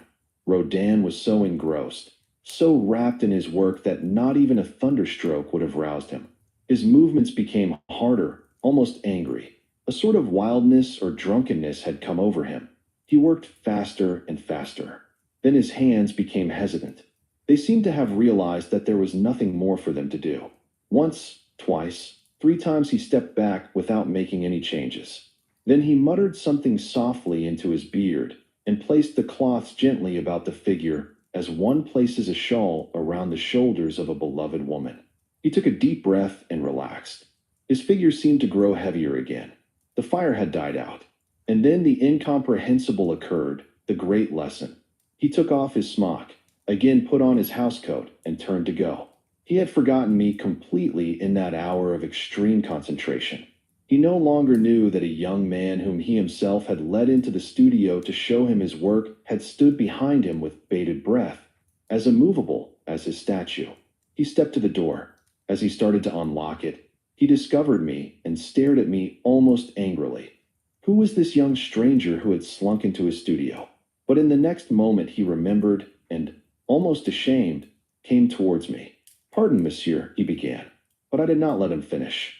I merely grasped his hand in gratitude. I would have preferred to kiss it. In that hour I had seen the eternal secret of all great art. Yes, of every mortal achievement, made manifest. Concentration, the collection of all forces, all senses, that ecstasis, that being out of the world of every artist. I had learned something for my entire lifetime. It had been my intention to leave Paris at the end of May for London, but I was forced to take my trip 2 weeks earlier because my enchanting room had become uncomfortable through an unexpected circumstance. This came about through a peculiar episode, which amused me greatly, and at the same time gave me instructive insight into the mental processes of widely varying French milieus. I had been away from Paris for the 2 holidays at Whitsuntide, in order to admire with friends the lovely cathedral at Chartres, which I had not yet seen. When I returned to my hotel room on Tuesday morning and wished to change my clothes, I found that my portmanteau, which had been standing peaceably in the corner for all these months, was missing. I went down to the owner of the small hotel, who took turns with his wife sitting in the porter's room during the daytime. He was a small, chubby, red-faced Marseillaise, with whom I often joked and sometimes played his favorite game, backgammon, in the cafe across the way. He became terribly excited at once, banged the table, and cried out mysteriously, "So that's it." While hastily putting on his coat, as always, he had been sitting in his shirt sleeves and exchanging his comfortable slippers for his shoes. He told me what had happened. But I ought first to recall a peculiarity of Parisian houses and hotels in order to make things comprehensible. The smaller hotels and most of the private houses do not supply latch keys. The concierge, or porter, unlocks the door automatically from his room when the bell is rung outside. In the smaller hotels and houses, the owner or the concierge does not remain in the porter's room all night, but opens the door from his bedroom by pressing a button, mostly when half asleep. Whoever leaves the house has to call out, "Le cordon, est-ce vous plate?" and those coming in have to mention their name, so that theoretically no stranger can slip in at night. At 2 o'clock, one morning the outside bell had rung in my hotel, and someone upon entering had called a name that sounded like that of one of the guests, and had removed a key that was hanging in the porter's room. This Cerberus should have verified the identity of the late comer through the glass partition, but apparently he had been too tired. But when an hour later someone had called, "Cordon, exile vous plate," it had appeared strange to him, after having released the door, that anyone would leave the house after 2 o'clock. He had risen and, looking out on the street, had seen someone carrying a heavy bag and immediately started in pursuit in his dressing gown and slippers. But on seeing that the man had turned the corner and gone into a little hotel in the Rue de Petit Champs, he had no longer thought of a thief or robber and peacefully returned to his bed. Excited at his error, he hurried with me as he was to the nearest police station. Inquiries were immediately made at the hotel in the Rue de Petit Champs, and it was ascertained that my portmanteau was still there, but not the thief, who probably had gone out to get his morning coffee in a neighboring bar. 2 detectives watched for the culprit in the porter's room of his hotel, and when, unsuspecting, he returned after half an hour, he was apprehended. Now both of us, the landlord and I, had to go to the police station to attend the official inquiry. We were led into the room of the prefect, an unusually stout, pleasant, mustached gentleman, who sat with unbuttoned coat at an untidy desk covered with papers. The entire office smelled of tobacco, and a large bottle of wine on the table showed that the prefect by no means belonged to the cruel and murderous guardians of the sacred Hermandad. At his command, the bag was brought in, and I was to ascertain if anything of importance was missing.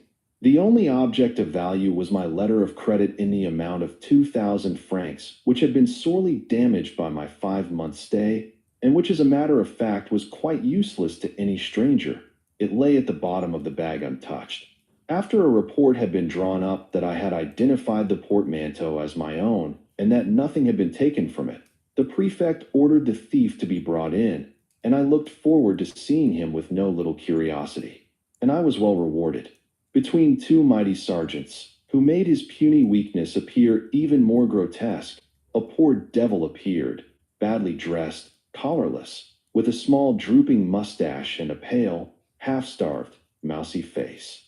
He was also, if I may say so, a poor thief, which was proven by his ineptness in not making off in the early morning with the booty. He stood with eyes cast down, trembling slightly as if he were freezing, in front of the huge prefect, and be it said to my shame that I not only felt sorry for him, but even experienced a sort of sympathy with him. My compassionate interest was increased as a police official spread out the various objects that had been found upon him when he was searched. A strange collection came to light: a very dirty and torn handkerchief, a key ring with a number of pass keys and skeleton keys that struck against each other musically, a worn pocketbook, but fortunately no weapon, a sign that this thief carried on his profession in an expert but peaceable fashion.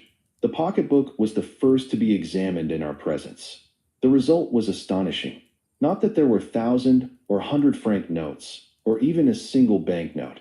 It held no less than 27 pictures of famous dancers and actresses in extreme décolleté, as well as 3 or 4 nude photographs, whereby no more serious crime was manifest than that this gaunt, sorry lad was a passionate lover of beauty, and at least wanted the stars of the Parisian theatre world, whom he could not otherwise attain, to rest in pictures upon his heart.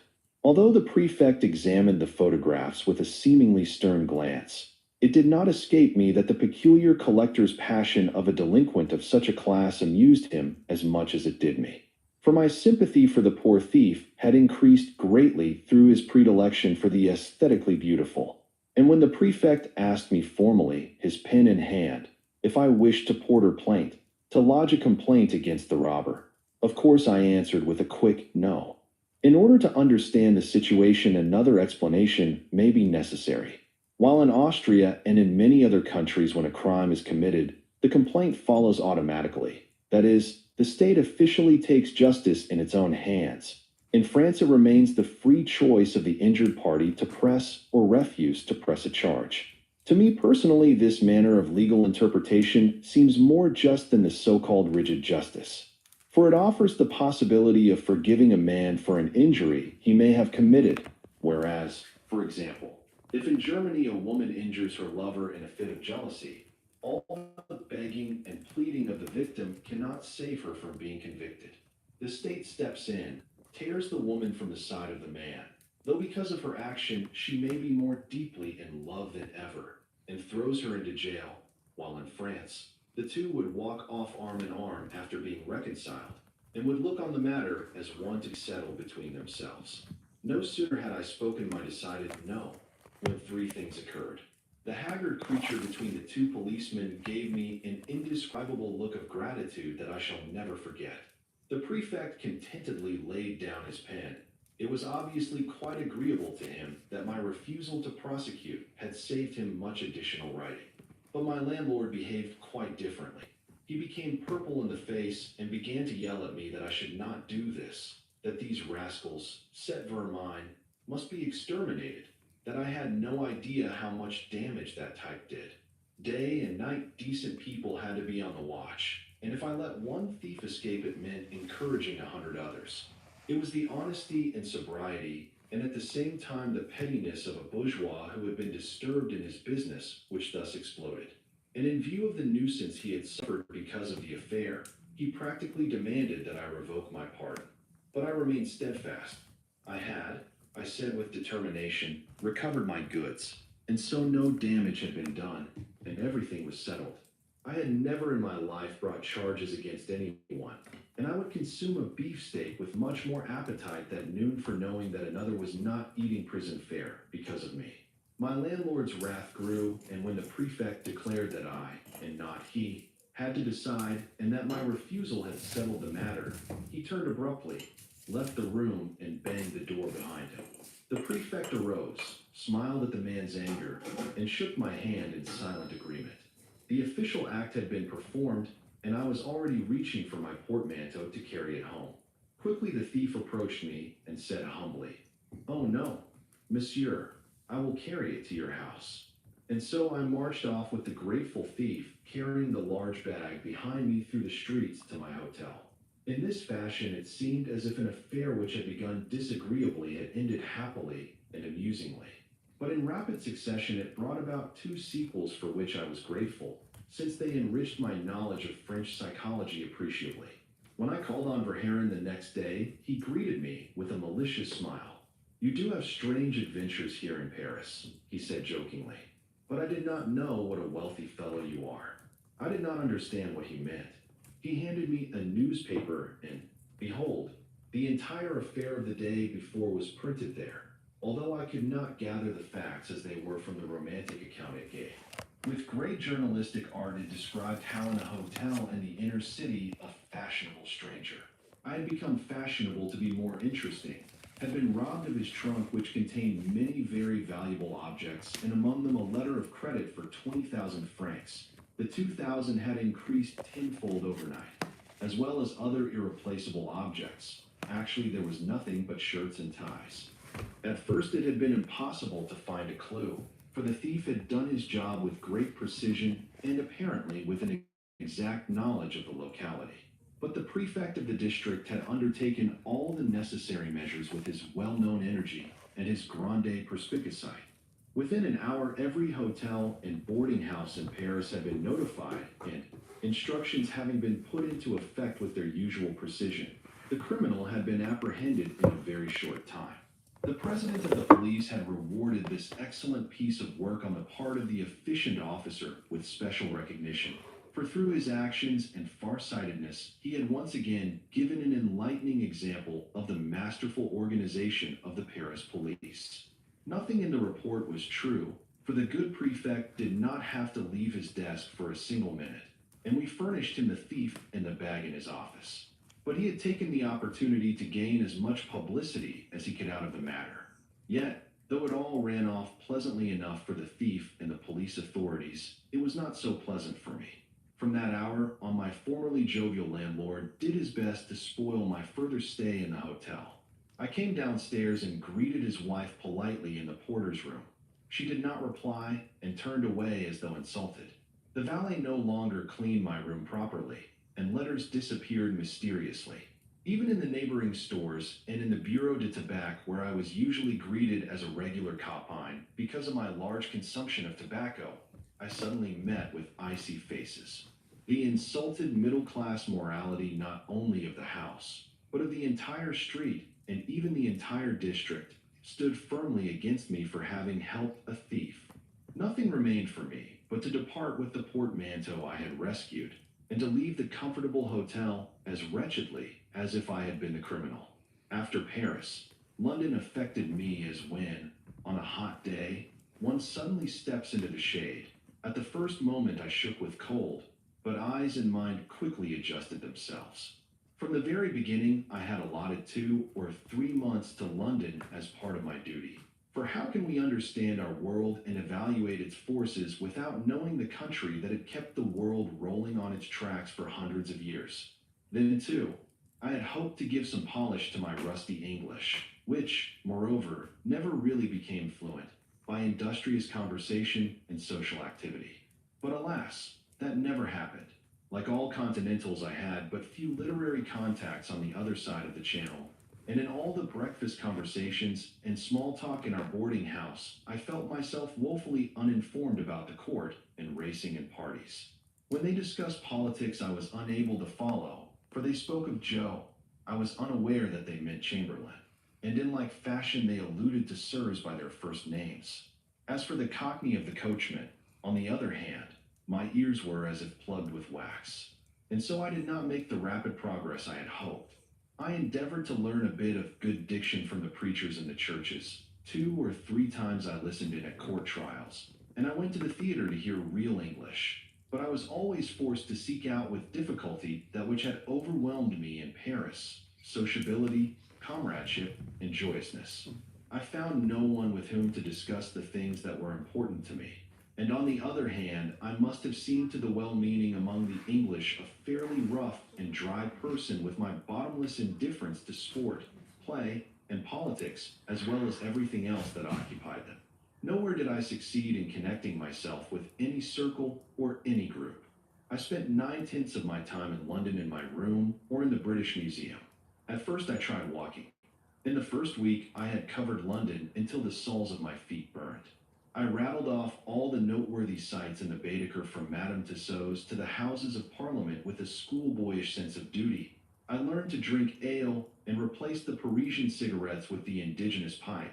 I tried in 100 different ways to acclimatize myself, but I found no real contact, either social or literary, and anyone who sees England from the outside passes by the essentials, passes by the rich firms of the city, and sees no more than the well-polished traditional brass plate. Having been put up at a club, I did not know what to do there. The very sight of the deep leather chairs, like the whole atmosphere, lured me into a sort of intellectual somnolence, for I had not, like the others, earned that wise relaxation by concentrated activity or sport. Unless he was able to raise leisure to a social art by means of millions, this city energetically eliminated the idler, the mere observer, as a foreign body, instead of permitting him, as in Paris, to amble along contentedly in its bustling life. My mistake was, and I did not realize it until too late, that I failed to take up some sort of activity during my 2 months in London, as a volunteer in a business, or as secretary in a newspaper, for then I would have penetrated at least a fingerbreadth deep into English life. As a mere observer from without, I experienced but little, and it was only many years later, during the war, that I gained some knowledge of the real England. Arthur Symons was the only one of England's poets whom I got to see. He, in turn, arranged an introduction to W.B. Yeats, whose poems I liked very much, and a part of whose delicate poetic drama, The Shadowy Waters, I had translated for the pure joy of doing so. I did not know that it was to be a poetry reading.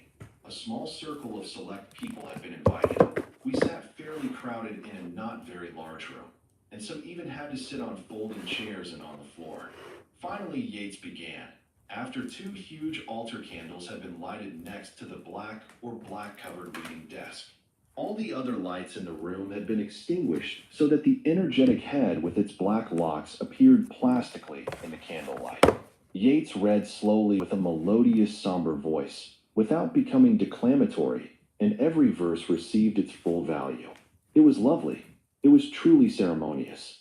The only thing that disturbed me was the preciousness of the presentation, the black monkish garb which made Yeats look quite priestly, the smoldering of the thick wax candles which, I believe, were slightly scented.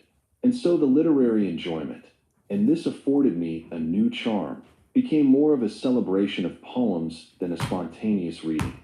I was reminded involuntarily of how Verhaeren read his poems, in shirt sleeves, in order the better to mark the rhythm with his vigorous arms, without pomp or staging, or how Rilke occasionally recited a few poems out of a book, simply, clearly, in tranquil service to the word.